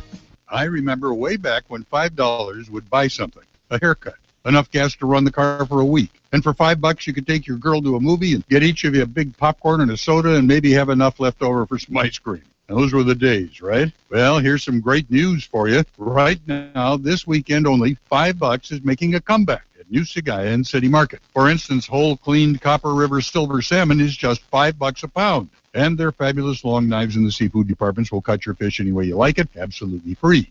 How about Harris Ranch hamburgers? For $5, you get a package of 3 Harris Ranch burgers ready to slap on the grill. Each of the burgers is 1/3 of a pound, so that's a great deal as well. And how about this? If you can scrounge up another $5, you can get 2 of those big, extra-large avocados. So big, they're practically a meal all by themselves. Fresh in the produce departments at New Sagaya and City Market, good deal. $5 is making a comeback this weekend only. New Sagaya, Midtown, and City Market, 13th and 9th. Don't complain about your cable bill going up and up and up. Do something about it. Grab a pencil and jot down this special number. Call 877-319-MY-TV. The more cable TV rates go up, the better digital satellite TV looks. So cancel the cable and get more of your favorite channels in 100% digital quality for less money. Call 877-319-MY-TV. At just $24.99, what are you waiting for? Pull out your major credit or debit card. Call 877-319-MY-TV. That's 877-319-MY-TV. I think we're going to go full circle on technology. I really do. Because you're going to send me a page, and it's going to say, call me, and I'm going to pick up the phone, and we're going to talk, as opposed to talking through these bricks that I hate talking on, because I always fat-cheek the mute button, and then I'm like going, so anyway, I think what we really need to do is we need to reconfigure the homepage so that it incorporates the father's social media. Hello? Can you hear me now? Can you hear me now? The Jerry Doyle Show. Saturdays starting at 7 p.m. on Hot Talk KOAN. You're on with Fagan.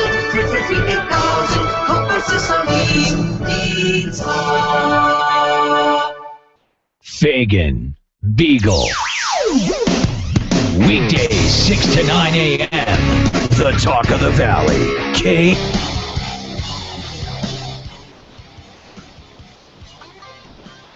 All right, 13 ahead of 9 o'clock.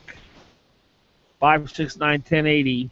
Glenn Biegel, Dan Fagan, Bonnie Cameron. So you're asking, when do we go to war? If some guy gets shot down in a plane in Ukraine, do we attack Russia? Is that basically just No, the difficulty I have, this is the positive of the question. This is my question for people, and I really don't know the answer. Essentially, what I get from a lot of Ron Paul people, we withdraw, we come to our own borders, and then we secure ourselves. And then if you're outside of the country, look, we're just not going to do a lot about that unless there's some massive threat to the world. And my question was, it's like a person whose son leaves the house, gets shot. They said, well, look, you left the house. If you leave the house, you're not our responsibility. You're not our problem anymore.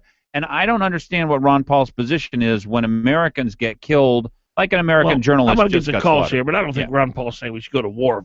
I don't think anybody's saying I we don't should know go to whether war. they should care. Do we care? Well, we always care. We don't go to war because one person. We do care because one person dies overseas by a terrorist. I mean, you're not saying that anybody's for that. Well, should we support people with arms who are going to stop them from killing Americans? Oh, sure. I mean, what about? Well, I don't know whether they want to do that. I really don't understand the Ron Paul position here. I guess that's my point, and I would like to know what happens to an American when he leaves American soil. 569-1080.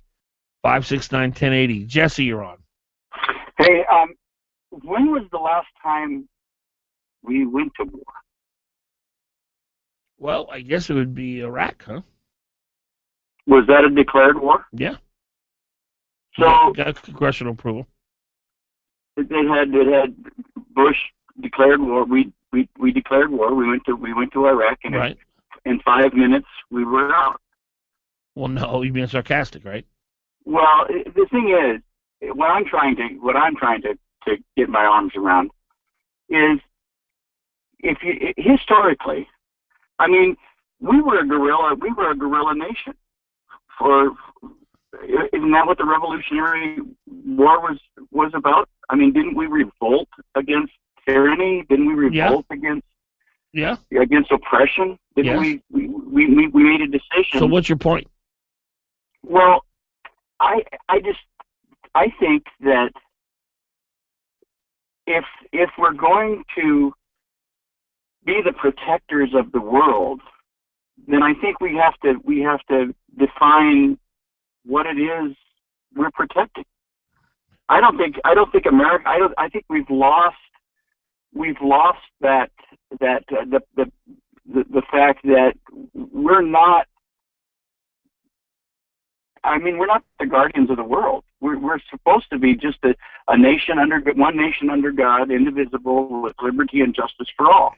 So, as the most powerful, wealthiest nation on the planet, we're not the most powerful, wealthiest nation in the world. Well, we'll agree to disagree on that. Do you believe we have no responsibility then to stand up to evil when it raises its head and begins to kill millions? I think that we have a responsibility to teach our children what should the United States, what true democracy is all about. Should the United States have gotten involved in World War II? Well, we were attacked. So only because of Pearl Harbor. If we had not been attacked and Pearl Harbor never happened, should the United States have gotten involved in World War II? Well, weren't we already at war with Europe? No. Pearl Harbor is what launched us into World War II. That's the reason we went over there. So if Pearl Harbor had not happened, should the United States have been involved? I disagree with that. I think we were at war with Germany. No, we were not. We were not in war. We were not involved in World War II until after Pearl Harbor. Well, we were involved in World War II. I don't know that we declared war against Germany. How were we involved? We were shipping vast amounts of armaments over that's supplying arms. Europe, and they were sinking our boats, their U-boats. We were an ally of Churchill and Roosevelt. We were an ally of That's of not England. war. That's shipping arms is not war. We've done that around the world gazillions of times. If you count that now, if you count that as war, then we've been in a gazillion wars. Exactly. I'm talking about when we go to war. And my question to you is, should we have, without Pearl Harbor happening, actually send boots on ground to Europe to fight World War II?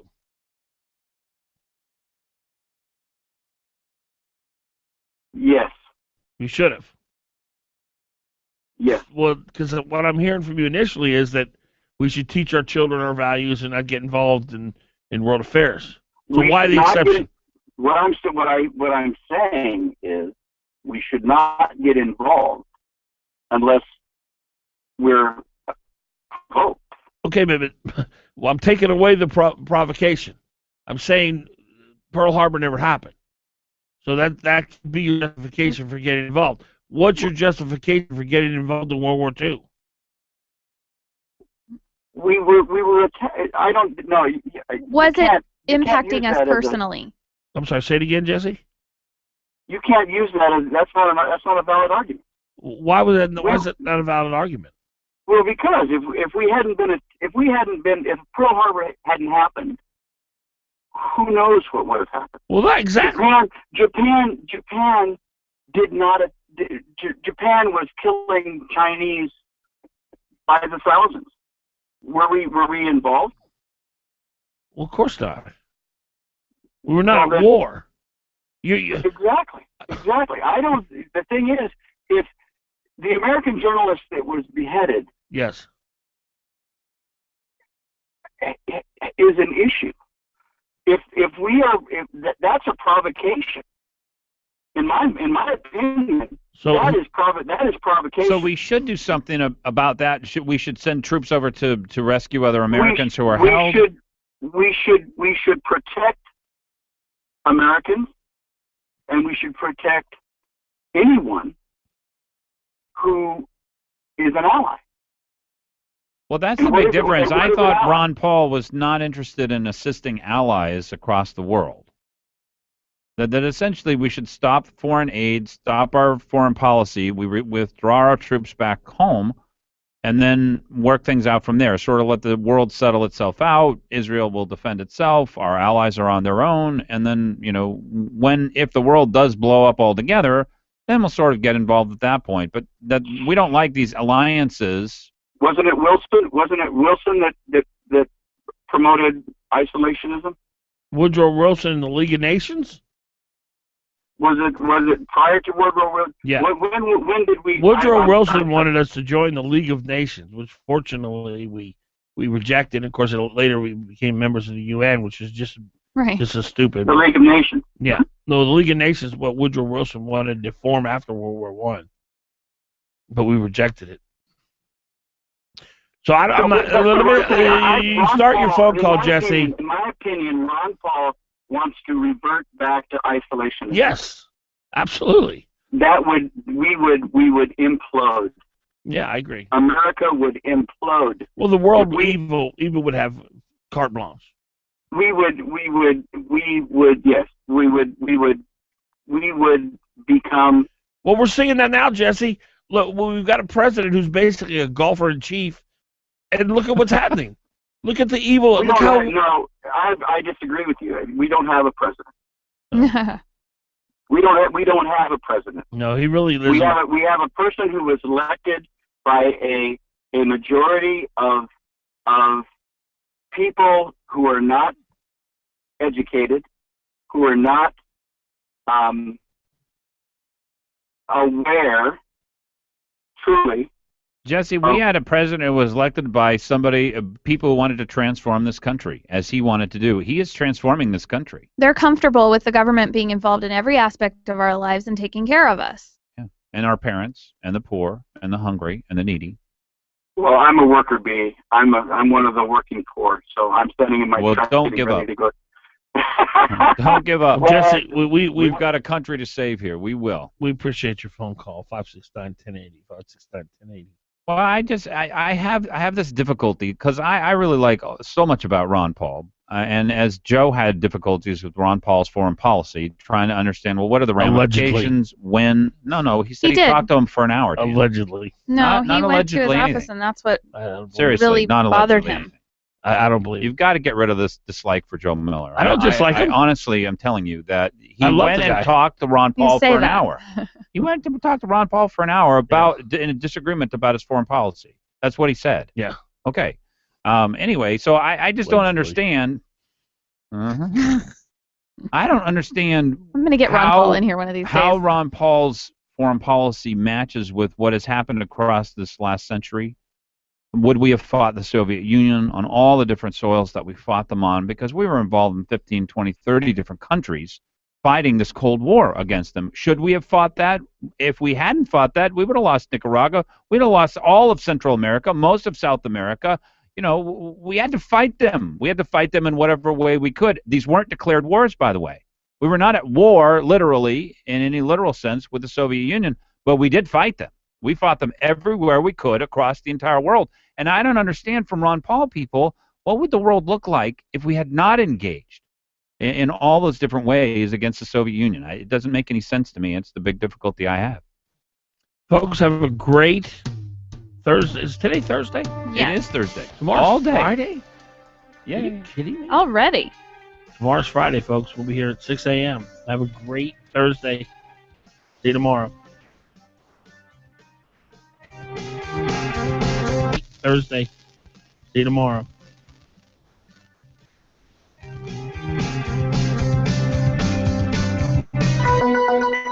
And that's a wrap. Thanks for tuning in to Fagan and Biegel in the morning.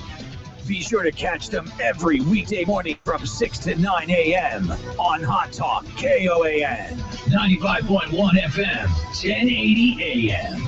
and online at 1080KOAN.com. 92.5 FM, 1020 a.m. Is it already time for your kindergartner to start learning reading, writing, and arithmetic? Would you like them to also learn science, history, and geography? Let's mix in the fun of music, art, and learning through play. Anchor Lutheran School offers this and much more in a class of no more than 22 students. Kindergarten through junior high enrolling now. Anchor Lutheran School on Arctic Boulevard, just north of Diamond. Visit alsalaska.org or call 522-3636 to learn more.